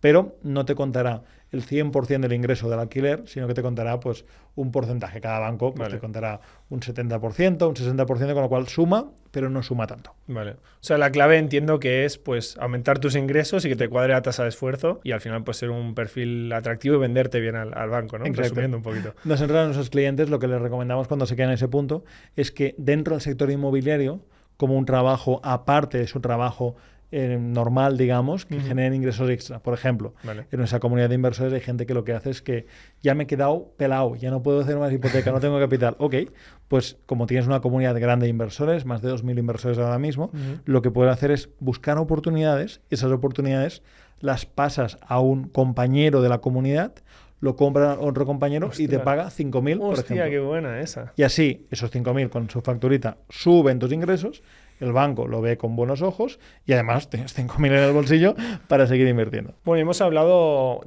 mucho de rentabilidad, ¿no? De las partes positivas que tiene invertir en inmuebles, pero luego obviamente hay otra cara de la moneda y hay riesgos, ¿no? Y mucha gente huye de la inversión inmobiliaria por el tema de la ocupación, por el tema de que les da miedo que les dejen de pagar. Entonces, ¿cuáles dirías tú que son los principales riesgos de la inversión inmobiliaria y cómo puedes mitigarlos? ¿Cómo lo hacéis vosotros para mitigar estos riesgos? Bien, temazo. La ocupación. La ocupación no es un mito, pero se le parece bastante. ¿Por qué? Porque es más probable que un blue chips de la bolsa empresa sólida deje de pagar dividendos que ocupe en tu casa. Es decir, si miramos estadísticamente cuántas casas ocupan en España, es poco probable que te toque a nivel de porcentaje. Y además, si miramos qué tipo de casas se ocupan, es poco probable que ocupen una casa donde hay alguien viviendo. Vale. Entonces, ¿qué casas se ocupan? Se ocupan casas de bancos, fondos de inversión, y además se ocupan especialmente casas en Cataluña. De hecho, el 50% de las denuncias de ocupación el año pasado fueron en Cataluña, de toda España. Con lo cual, si tú tienes una propiedad fuera de Cataluña, y eres un particular o tienes una empresa para alquilarla, la estás reformando para vender, tomas las precauciones mínimas que me decías. ¿Qué precauciones? Poner una alarma, avisar a los vecinos que te llamen si escuchan algún ruido, poner una puerta antiocupa si es una zona conflictiva, bajar las persianas para que no se cuele el primero. Si tomas algunas precauciones, es difícil. Una vez más, ¿qué ocurre? Que a veces hay casos excepcionales. A una señora le ocuparon una casa y ahora no pueden... que son la minoría de los casos. Además, la ocupación en tu propia vivienda, donde tú estás empadronado, ahí sí que la justicia actúa como a mi modo de verlo debería actuar en cualquier cosa, ¿no? Porque si a mí me roban cualquier cosa, la justicia hará lo posible para que me devuelven lo que me han robado. En cambio, si me roban durante un tiempo mi casa y no es mi primera vivienda, es una vivienda de inversión, pues es como que no pasa nada. Eso durante un tiempo no lo justifico, pero lo entiendo, porque es cierto que había mucha necesidad económica, hablo del 2010, 11 y 12, y los ocupas eran ocupas por necesidad. Y digo, no entiendo la filosofía de decir, oye, pues vista ancha, ¿no? Pero que 15 años después del 2010, o prácticamente 15 años después, estemos en las mismas y no pasa nada por ocupar, me parece que denota que un país que no cumple las normas en ese sentido, pues está, digamos, detrayendo mucha inversión de gente que podría estar invirtiendo en España y que le da miedo eso. Yo que hablo con muchos inversores, con amigos, con compañeros, con alumnos, la principal cosa que te dicen es la ocupación. Eso es malo para el sector, pero también es bueno para esas personas que sabemos zambullirnos, porque gracias a la ocupación podemos encontrar oportunidad. Entonces, la gente debe estar tranquila con la ocupación porque tomando ciertas precauciones no le van a ocupar. Es como decir, en Barcelona roban relojes. Bueno, en Barcelona a ciertas horas, en ciertos barrios, cada vez en más barrios, Sí, por desgracia, sí. te pueden robar un reloj. Sí, pero si tú vas por la calle y en lugar de llevar el reloj así puesto, lo tapas, oye, pero es que el reloj lo quiero. Bueno, si tú lo tapas, es difícil que alguien sepa qué reloj llevas y que te lo puedan robar. ¿Vale? Entonces, dicho esto, pues tenemos que tomar precauciones. Es triste, sí. Da pena, sí, pero simplemente es un tema de tomar precauciones con el tema de la ocupación y creo que a nadie malo le va a pasar. Hablemos de zambullirnos. Bueno, pero sí que es verdad que es una lástima, ¿no? Que en un país como España, ¿no? Que tú pagas impuestos para justamente que estas cosas no pasen, que el coste de esa persona que quizá no tiene dónde vivir, o sí, y ocupa porque le da la cara, lo acaba asumiendo una persona que hace su trabajo, que paga sus impuestos. Es como... A mí esas, te lo juro, son las cosas que más me afectaban a nivel de, tío, no quiero estar en un país que tenga estos valores. O sea, ¿cómo se puede defender eso? O sea, ¿cómo puedes pagar un 50% de impuestos para que haya un estado de bienestar y luego que te ocupen la casa, que además de los impuestos que has pagado otros impuestos por comprar esa casa y tal, y te has currado toda tu vida ahorrando y no pase nada, y asumas un coste extra de un tío que vive ahí por la cara. O sea, aunque sea poco probable, lo que sea, ¿no? Y justamente yo soy de Cataluña, sí que es verdad que, ostras, mi edificio, dos pisos ocupados, en el de mi editor también, o sea que ahí en Cataluña casi todo el mundo conocemos gente ¿Acaso? que... Sí, o sea que es algo...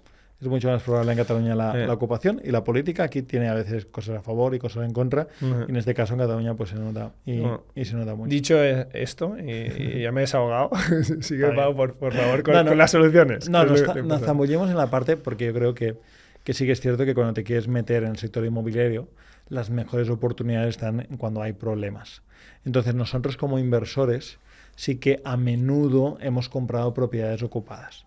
Digo a menudo porque tenemos estimado aproximadamente el 30% de las propiedades que hemos comprado en toda nuestra vida, que son unas 300 y pico, son propiedades, es decir, de las 1000 y pico que hemos comprado, unas 300 son propiedades que ya las compramos ocupadas. Ostras. Y que gracias a comprarlas ocupadas hemos conseguido precios que de otro modo sería imposible. Con lo cual, y yo lo digo honestamente, y en YouTube llevo muchos años publicando, que gracias a los ocupas conseguimos precios comprando viviendas a bancos, a fondos de inversión, que de otra manera no conseguiríamos. Y para mí un ocupa es una persona, y es un problema, que le puedes pagar un dinero para que esa persona se vaya. Esto es inversión avanzada. No digo desde aquí que la gente tenga que comprar pisos ocupados para negociar y demás. También es cierto que cuando has comprado muchos pisos, lo ves como un juego también estadístico. Sabes que todos se terminan yendo. Uno te costará más, uno te costará menos, uno tardará más, uno tardará menos. Uno te dejará el piso con mejores, otro con peores condiciones. Pero lo cierto es que a medida de ir comprando vas afinando el discurso, vas viendo cómo hablarles, vas viendo sus necesidades, vas viendo los precios, que por cierto han subido mucho de lo que nos pedían en 2012 a lo que piden ahora. Se van profesionalizando los ocupas también, ¿no? Antiguamente, en 2012, cuando nosotros arrancamos comprando viviendas en Barcelona, era ocupas 100% por necesidad, llegabas a un acuerdo, les dabas un dinero, se iban y ya está. Eso, como toda la vida, hay gente que lo vio como un negocio y entonces ya incluso grupos organizados, hay quienes llaman mafias, no sé si llegan a tanta organización, pero hay grupos organizados que, digamos, que ocupan momentáneamente pisos para cambiar el bombín y poner unas llaves y venden la llave a otra persona para que acceda a esa propiedad. Con lo cual tú te encuentras un ocupa por necesidad que ha pagado el precio de acceder a esa vivienda a menudo. Y a veces no, a veces son simplemente personas que van ocupando y su trabajo es ocupar, cobrar sus X euros, no quiero decir la cantidad, porque luego la gente se ancla en esto, yo quiero mínimo esto, pero sus X euros y van como de una casa a otra viviendo y cobran una prima, si se permite la expresión comparando con términos económicos, cambiando de una casa a otra. Con lo cual se ha profesionalizado mucho para bien y para mal eso, pero aún así hay oportunidades comprando bien de precio de ocupas. Y digo, esto es un caso extremo que no animo que todo el mundo lo haga, pero con conocimientos, algunos nuestros lo hacen, siguiendo unas pautas, un patrón, sabiendo negociar, entendiendo que se te puede desviar el precio o el tiempo, o ambas cosas, pagar más de lo previsto y que tarden 6 meses en irse, y que es algo que tienes que tener ahí sabiendo que puede pasar y que el dinero está por ahí parado. Y luego está el tema de los impagos, que es diferente, ¿no? Hay Sí. que diferenciar la ocupación e impagos y que es este es otro de los principales riesgos. Sí. Y esto, bueno, has comentado antes, ¿no? Que lo mitigáis con un seguro de impago. Si puedes explicarlo así de forma sencilla para que la gente entienda el concepto. Sí, lo limitamos con un seguro de impago, que es simplemente pagar una parte, generalmente es algo menos de una anualidad, es decir, de lo que pagarías de un mes, pagas esa prima, y al pagar esa prima, en caso de impago, pues te devuelve el seguro las cantidades que te adeuden. Evidentemente cada seguro tiene una letra pequeña. Hay quien te lo devuelve desde el primer minuto. Hay quien te lo devuelve pero al cabo de cierto tiempo porque hay una carencia de no sé cuántos meses. Vale. Hay quien te devuelve todo. Hay quien te devuelve solo el impago de 6 meses. O sea, depende de la prima que pagues y del seguro, pues sea un poquito más o menos, pero sirve para cubrir el golpe de qué pasa con este sentido. Además, estas aseguradoras generalmente tienen un despachos abogados buenos Vale. que se encargan también del proceso de echar a esos inquilinos que se han convertido en ocupas porque no pagan. Eso es interesante porque si no te deberías tú buscar abogado y tal, ¿no? Y ahí te lo facilitan. Y aquí otro consejo adicional, no es solo el tema de tener un contrato en ese sentido con el inquilino y evidentemente contratar un seguro de impago, sino también seleccionar bien al inquilino. Y si bien es cierto que no existe el inquilino perfecto, como no existe el propietario perfecto, yo no creo excesivamente en el karma, pero sí que he visto en mi vida que un propietario perfecto tiende a encontrar al inquilino perfecto. Y eso quizás un poquito de karma, pero quiere decir que si tú eres un propietario que cuida de su piso, que cuida de la gente, que si hay una caldera rota, la cambia rápidamente, no les tiene 8 días con agua fría. Con agua fría. Si tú haces esto, es más probable, es más propenso que compres. Y si tú eres un inversor que no mira el último euro al comprar, también es más probable, porque al no mirar el último euro, quizá compres un inmueble que sea menos rentable, pero que tenga ascensor, que tenga parking, que tenga vistas, que tenga ciertas comodidades que hagan que el inquilino que vive ahí sea un inquilino de un nivel socioeconómico más grande y que te genere menos problemas. Si tú compras viviendas que son un cuarto sin ascensor, lo lógico es que estés comprando algunos futuros problemas. Claro, y quería preguntarte precisamente sobre esto que has mencionado, que te vas a anticipar la pregunta, sobre los inquilinos. ¿Cómo puedes elegir al inquilino perfecto o al mejor inquilino posible? Porque sabiendo que no hay inquilino perfecto. Hay algunas líneas rojas que creo que son importantes que tú debes limitar en tu vivienda. ¿Voy a permitir que mascotas o no voy a permitir mascotas? ¿Voy a permitir familias o prefiero personas, parejas o solteros? Con lo cual hay algunas líneas rojas que hay gente que decide. Y hay gente que hace negocio de esto. Yo permito mascotas. Ok, sabes que cada cierto tiempo, pero la gente que tiene mascotas valora y no tiene mucha oferta ahora mismo de viviendas donde se permitan mascotas, ¿no? Entonces, esa es una cosa. Definir qué quieres tú en tu vivienda hace que tengas un perfil u otro perfil de inquilino. Luego, evidentemente, un perfil socioeconómico, donde trabaja, cuántos ingresos tiene, si tiene ahorros, si puede poner garantías adicionales. A veces es suficiente con decir, mira, yo de fianza, en lugar de 2 meses, voy a pedir 5 meses. Ya es una pequeña entrada de un piso, claro. Según los precios de alquiler, si pides el mes en curso, el mes de la inmobiliaria y además pides 5 meses de... ¿No está limitado fianza, el mes de fianza? No, eso lo puedes articular por el Código Civil como quieras. Lo típico, evidentemente, son 2 meses, pero por ejemplo es un ejemplo, ¿no? O por ejemplo, puedes irte un poquito más para allá y puedes decir, voy a seleccionar a personas que cumplen ciertos requisitos. Por ejemplo, tengo un amigo que se llama Sergio en Madrid, que tiene bastantes pisos de alquiler y dice, yo quedo con ellos a 1 hora y si llegan un minuto tarde, no les aceptan el piso. Es un poco radical, pero son normas que puedes tener. Sí. Y luego el feeling con la persona también hace mucho, ¿no? Puedes pedir referencias de esa persona. Puedes ver si tienen un perfil profesional en LinkedIn, por ejemplo, o en alguna red social de ese estilo, pues las referencias, lo que comparten, lo que hablan. Puedes hacerte un poquito la idea, pero siempre el seguro de impago, por favor. Vale, y la tasa de esfuerzo entiendo que también puedes hacer el juego que hace el banco, ¿no? Sí, de que le suponga un porcentaje razonable de lo que ingresa. De hecho, los seguros de impago, muchos perfiles los descartan porque no cumplen eso. Y mi sugerencia también, girando la tortilla, si es inquilino, es que veas solo viviendas que puedas permitirte pagar por esa tasa de esfuerzo, porque si te van a pasar un seguro de impago y no lo vas a cumplir, pues que estés en ese rango de viviendas, igual te tienes que mover un poquito de barrio y de zona para cumplir con esos estándares. Y antes de pasar a temas más personales que quiero preguntarte también, Pau, me gustaría preguntarte por un hecho que es el hecho de invertir a distancia, ¿vale? Porque lo normal en la inversión inmobiliaria es, bueno, pues yo soy de esta zona, conozco esta zona, invierto en esta zona, ¿no? Pero quizá, pues lo que hemos dicho, si vives en Barcelona, Madrid, no es lo más interesante a nivel de números, ¿no? Entonces, ¿cómo ves tú el hecho de invertir a distancia y buscar inmuebles fuera de tu zona de confort o en la zona en la que vives? Yo lo veo bien. Es cierto que no soy 100% parcial porque tenemos una empresa precisamente que hace eso, pero veo bien para una opción, sobre todo, ya no tanto por rentabilidad, que también a menudo fuera de tu zona es más rentable, sino también por accesibilidad. Si yo soy de Barcelona y quiero comprar en Barcelona, cuesta mucho los precios que están en Barcelona. Pero sin embargo, si yo me planteo comprar en una población grande como Tarragona o como Reus, por ejemplo, que está cerquita, a unos 100 kilómetros de Barcelona, pues me parece una opción mucho más válida.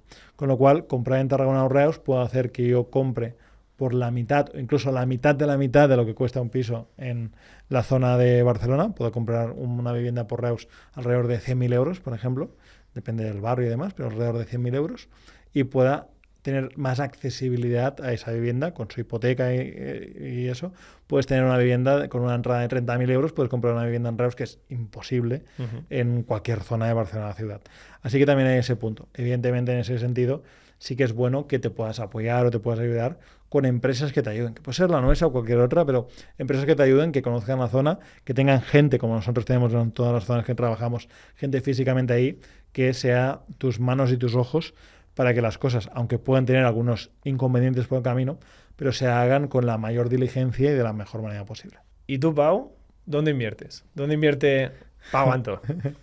Invierte en España solo. Ahora hemos comprado a título personal esta propiedad aquí en Andorra la Bella, pero para inversión 100% en España.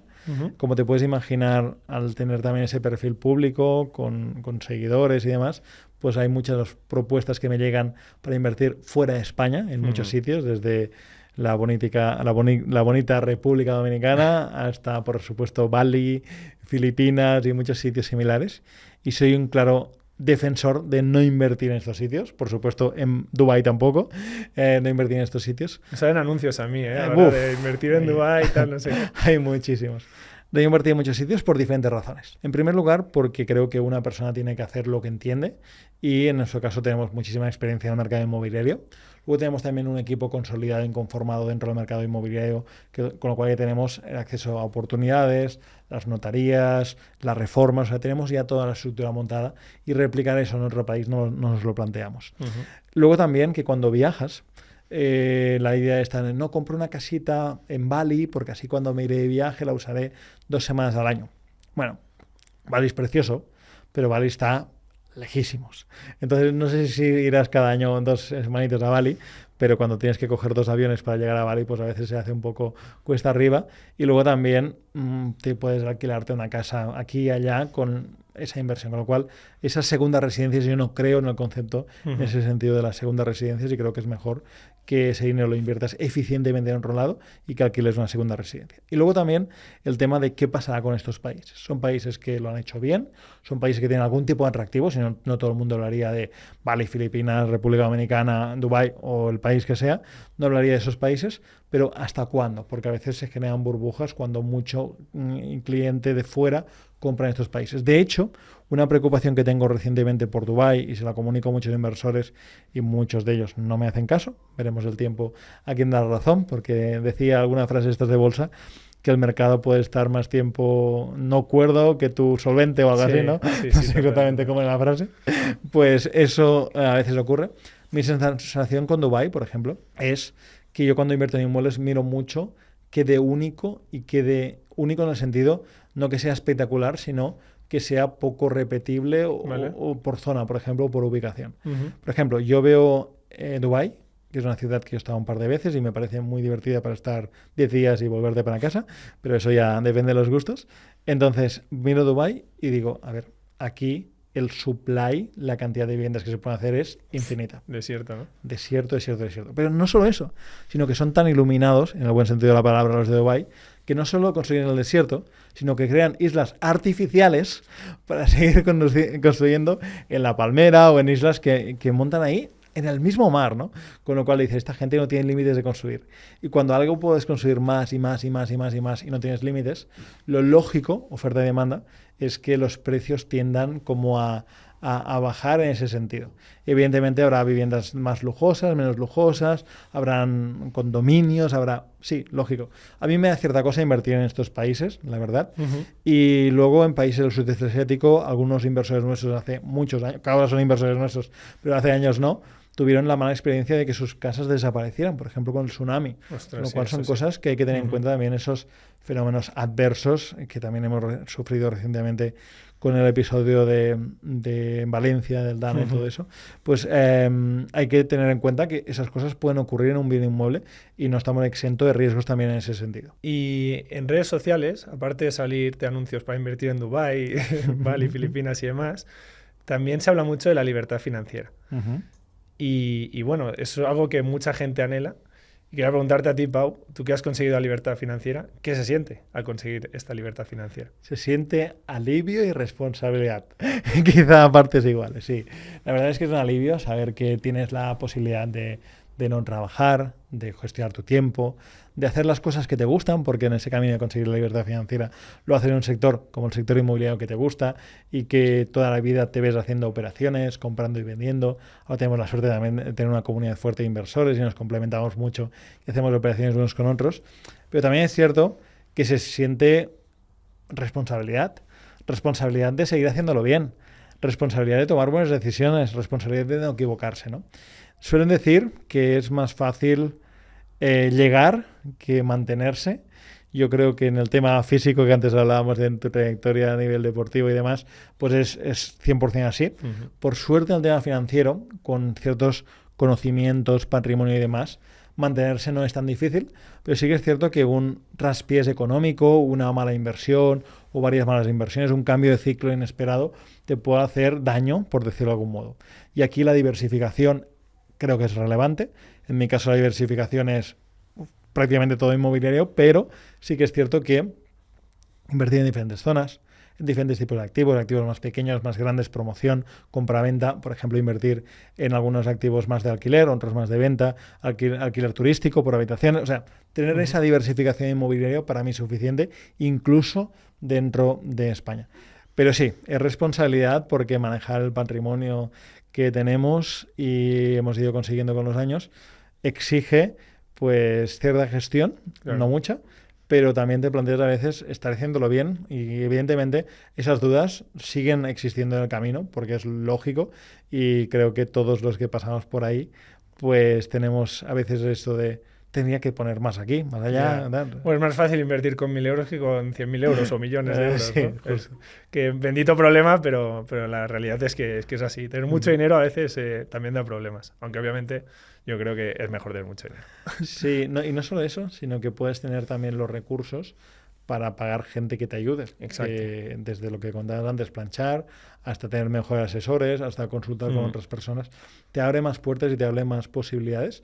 Pero sí, la gestión del dinero es un tema. Sí. En sí mismo. Y además también hay un punto que también he hablado con algunos colegas y tal, y es que cuando tú tienes cierto patrimonio, cierto dinero, hay gente como que aparece de la nada, ¿no? Y saben que trabajas pues en esto, ¿no? Y te va demandando, y parece que tengas tú como que resolver el mundo, o gente que no conocías, tienes que darles todo tu tiempo y es como, ostras, que esto también, ojo, ¿sabes? Tienes ahí una responsabilidad a nivel de gente que conoces y demás que se cuenta poco, pero también está ahí. Sí, yo en eso no siento tanto la responsabilidad. Es cierto que el sector inmobiliario es un sector más tranquilo. Creo que los que estáis más en temas de bolsa financieros, en ese sentido es como, ¿cuál es la siguiente Apple? ¿Cuál es no sé qué?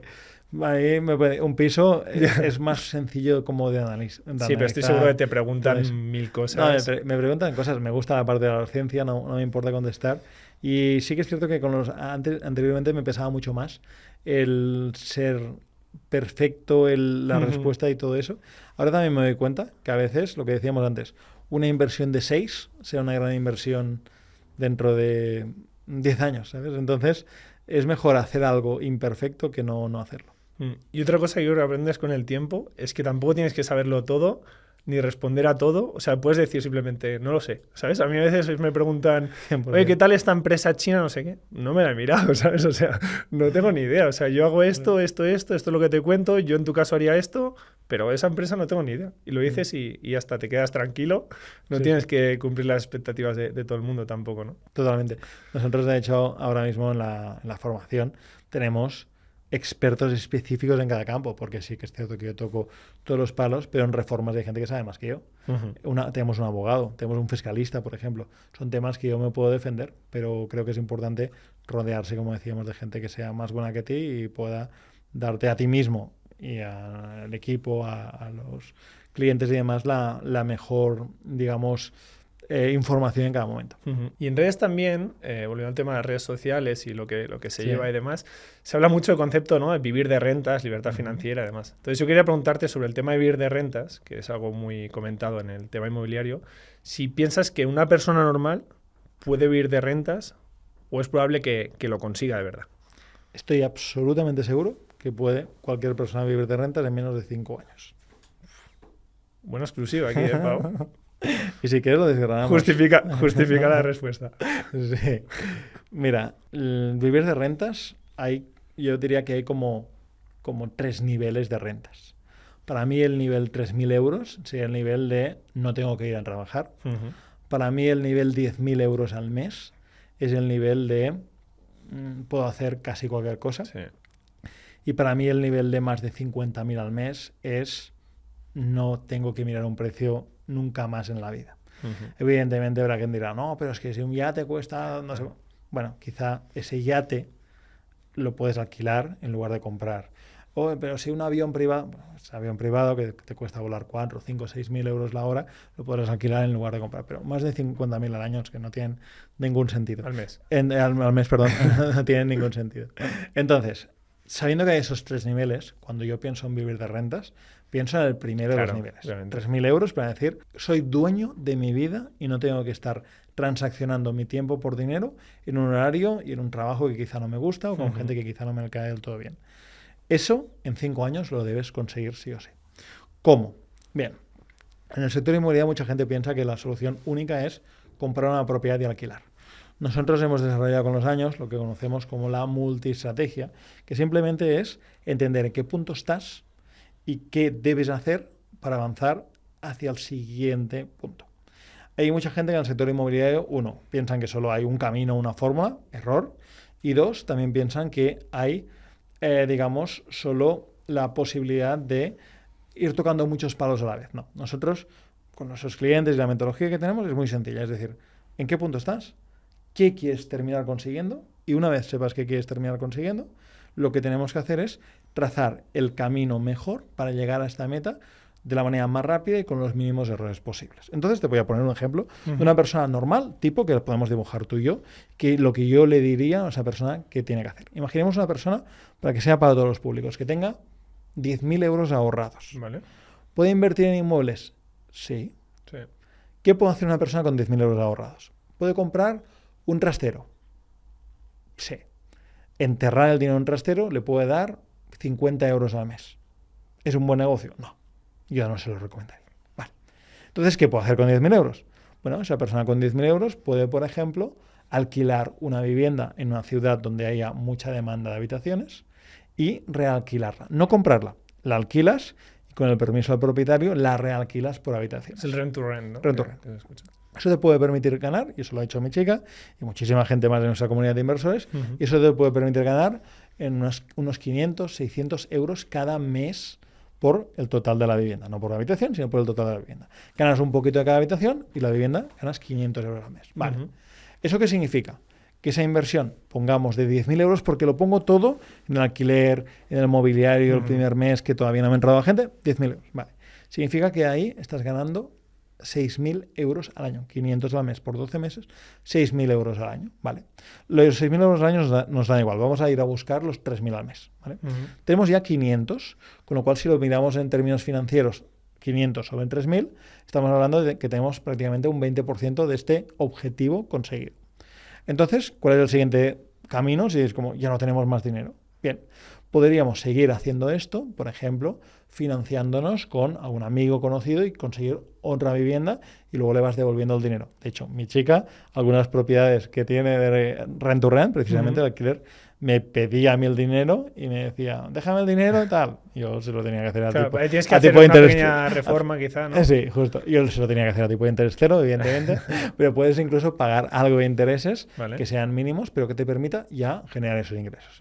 No quiero liar a mi familia, no quiero liar a mis amigos. Otro modelo, empezando con 10.000 euros que sigue la gente, hace esa propiedad y luego dices, voy a hacer alguna intermediación. Una intermediación significa que conecto compradores con vendedores. ¿Eso es un trabajo jornada completa? No, pero te va a requerir estar activo en el mercado, encontrar ciertas oportunidades. ¿Es lógico pensar que vas a intermediar 3 inmuebles al mes? No. ¿Es lógico pensar que vas a intermediar 1 al mes? Tampoco. ¿Es lógico pensar que 1 cada 2 o 3 meses puede hacerlo? Podría ser. Si haces 1 cada 2 meses, haces 6 al año. Pongamos que haces la mitad y haces 3 al año. Es decir, que haces 1 cada 4 meses. ¿Qué puedes ganar con una intermediación? Pues imagina que puedes ganar un porcentaje del importe de compra o que lo haces tipo una comisión fija, que ganes 5.000 por operación. 5.000 por operación significa que si haces 3 al año ganas 15.000 euros. Entonces es un camino que dices, si por un lado tengo 6.000 del rent to rent y hago 3 operaciones al año que gano 15.000 euros, en un año he ganado 21.000 euros. Oye, si son 3.000 por 12, eso estamos en el primer año. Si son 3.000 por 12 meses, son 36.000. Si el primer año he conseguido hacer esto y ya estoy en 21.000, a la que ese dinero lo ponga en otro rent to rent, a la que con esos ingresos vaya al banco y haga una hipoteca y ponga 20.000 de entrada, por ejemplo, y puedo tener una vivienda comprada para alquiler que me dé cierto cash flow. O sea, a partir de ahí, lo que te quiero decir es que puedes ir escalonando diferentes estrategias para ir creciendo 5 años. Qué bueno. ¿Qué ocurre?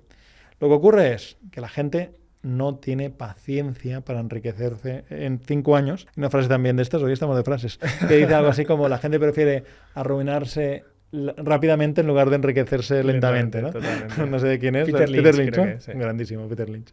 Pues esa frase, pues es algo así. Total. Y desde cero o desde muy poquito se puede, con la intermediación, con el rent to rent, pidiendo una hipoteca, trabajando con dinero de inversores, como yo empecé, habrá gente que se lo preguntará, yo empecé con dinero de inversores, compramos edificios en Barcelona y no ponía ni un euro, y de lo que se ganaba yo me llevaba un porcentaje del beneficio.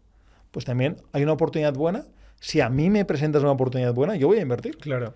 Y yo te voy a dar un porcentaje de lo que ganemos, o te voy a pagar una comisión de entrada de la compra, con lo cual hay maneras de trabajar en ese sentido. ¿Cuál es el objetivo de la filosofía? Para vivir de rentas, ¿vale? Y aquí también me gustaría matizar el concepto de vivir de rentas. ¿Eso es vivir de rentas? No.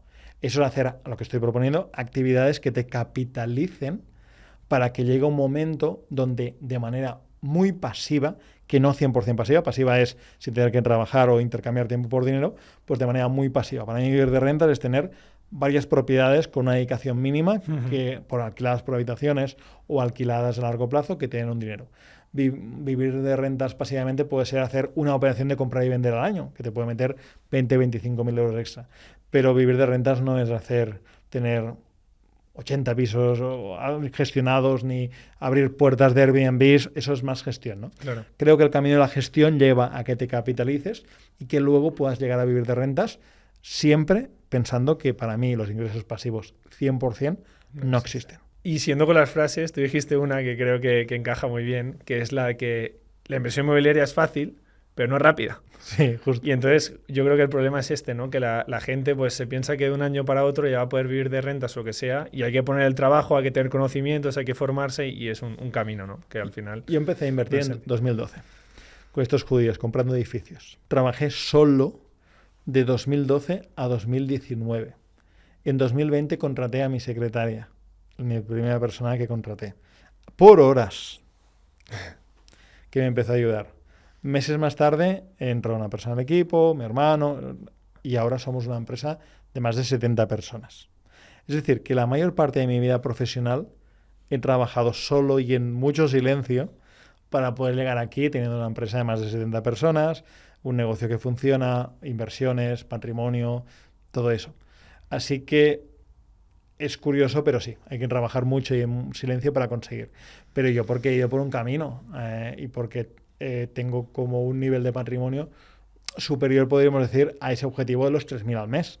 Pero quien quiera conseguir 3.000 al mes, en 5 años, metódicamente trabajando a tiempo parcial, a ratillos después de su trabajo, puede conseguirlo. Y con esta trayectoria que has tenido, Pau, de más de 15 años, 1.000 inmuebles, ¿no?, invertidos ya, ¿cuál es la mayor lección que has aprendido en este tiempo? Es mejor ser muy preguntón y entender que no sabes nada, y de esa manera aprendes de mucha gente diferente. Por ejemplo, vas a una reforma. Yo sé bastantes reformas. A cada reformista, ¿tú qué harías aquí? ¿Cómo lo harías? ¿Qué me propones? Por ejemplo, vas a un abogado a firmar un contrato. Este contrato, tengo un modelo, pero ¿cómo lo podemos mejorar? Como ser muy preguntón es algo que me ha servido mucho y le diría a todo el mundo. A veces conforme vas creciendo, se te suben a decir un poquito los humos y dices, no, yo eso ya sé. Sí, sabes, pero hay mucha gente que sabe más que tú y es bueno que nos apoyemos unos con otros. Con lo cual, para mí el consejo es que te juntes con gente que te pueda dar una pista, te pueda dar un matiz, porque a veces esos matices son los que marcan toda la diferencia. Brutal. Y otra cosa que me gusta preguntar es el hecho de los errores. ¿Cuál es el mayor error que crees que has cometido a lo largo de tu carrera y que dirías a la gente, ojo con esto, no lo hagáis porque os puede pasar factura? El error menos costoso y más frecuente que he cometido es el error de omisión, que es poder haber invertido en algo y no lo he hecho por miedo, por inseguridad, por ser demasiado conservador. Ese es el principal error, que le diría a la gente que sea un poco más valiente, aunque yo muchas veces no lo soy. De hecho, a veces veo plataformas de estas, que hay muchas últimamente de crowdfunding, crowdlending y todo esto, que me llegan oportunidades a mí, que descarto y luego las veo en estas plataformas y digo, ostras, con lo cual el nivel de exigencia a veces en ese sentido es un problema. Este sería un error de omisión, que digamos que es un error que no duele. A mí me ofrecieron, no tiene nada que ver, a invertir en Globo, al principio de todo, en la empresa Globo. Evidentemente dije que no, porque yo soy de tocho. Y ahora me dices, ¿volverías a invertir si te lo volvieran a proponer, invertirías en Globo? Y digo, hombre, claro que sí. Aunque mi manera de ser no era para invertir en Globo, y menos en ese momento que Globo no había prácticamente nada. Entonces, creo que los errores de omisión no son tan evidentes muchas veces, pero muchas veces se cometen. Por eso siempre invito a que la gente actúe a pesar de que no sea perfecto. Pero vamos a errores concretos que he cometido. Para mí el principal error concreto que he cometido en mi vida siempre ha sido el de, igual que creo que hay que escuchar y hay que preguntar mucho, creo que hay que tomar tus propias decisiones y ser responsable siempre. Entonces, no dejarse comprar una idea o embaucar de una idea, porque a veces en la profesión inmobiliaria hay muchos agentes inmobiliarios que sí, esto lo he vendido, esto lo voy a vender, no te preocupes y demás. Y los principales errores en cuanto a venta de propiedades, que han sido muy pocos por suerte, los podemos contar con los dedos de una mano y me sobran dedos, pero sí que es cierto que han sido algunas propiedades que hemos comprado con la idea de vender y que no se han vendido al precio que queríamos y ahí hemos sido muy justos, incluso en algún pequeño momento perdiéndole algo de dinero por haber confiado en la palabra o el criterio de un agente inmobiliario. Y para acabar, Pau, si tuvieras que darle solo un consejo a una persona que quiere empezar a invertir en inmuebles, ¿qué le dirías? Que haga solo una inversión. Es decir, que no se plantee cómo será su vida habiendo invertido con un montón de inmuebles. El objetivo es que tarde el tiempo que sea, pero haré una inversión. Lo que veo de la gente que no tiene éxito en la inversión inmobiliaria es porque fracasan antes de haber empezado. Entonces creo que la resiliencia es muy importante en este sector, que tanta gente te dice tantas veces: no se puede, no es posible, esta oferta es demasiado baja, a este precio no, nunca conseguirás esta rentabilidad o lo que sea. Con lo cual el objetivo tuyo tiene que ser hacer una inversión. Y después la rueda empieza a girar y ya conoces a más gente y se te abren más puertas y ves que es posible. Y eso, evidentemente, es lo que marca una trayectoria, que puede ser que alguien haga una inversión con sus ahorros y ya está, o puede ser que alguien se anime y se dedique, como yo, como tanta gente, al sector inmobiliario de un modo u otro, más activo o más tranquilo o más pasivo. Pero yo le diría que se obsesionen en hacer una inversión. Creo que el problema de expectativas que hay ahora mismo, de querer, he visto a Pau Antó, he visto que ha comprado 1000 inmuebles en su vida, sí, desde el año 2012, no el último mes, ¿vale? Desde el año 2012. Y con equipo ahora de... con equipo de 70 personas y demás. Es decir, todo esto, dices, no es realista hacer lo que yo he hecho en un año. ¿Es realista hacerlo en 5 años? Sí, nosotros en 5 años hemos comprado más de 1000 porque ya tenemos como cierto volumen y cierto crecimiento.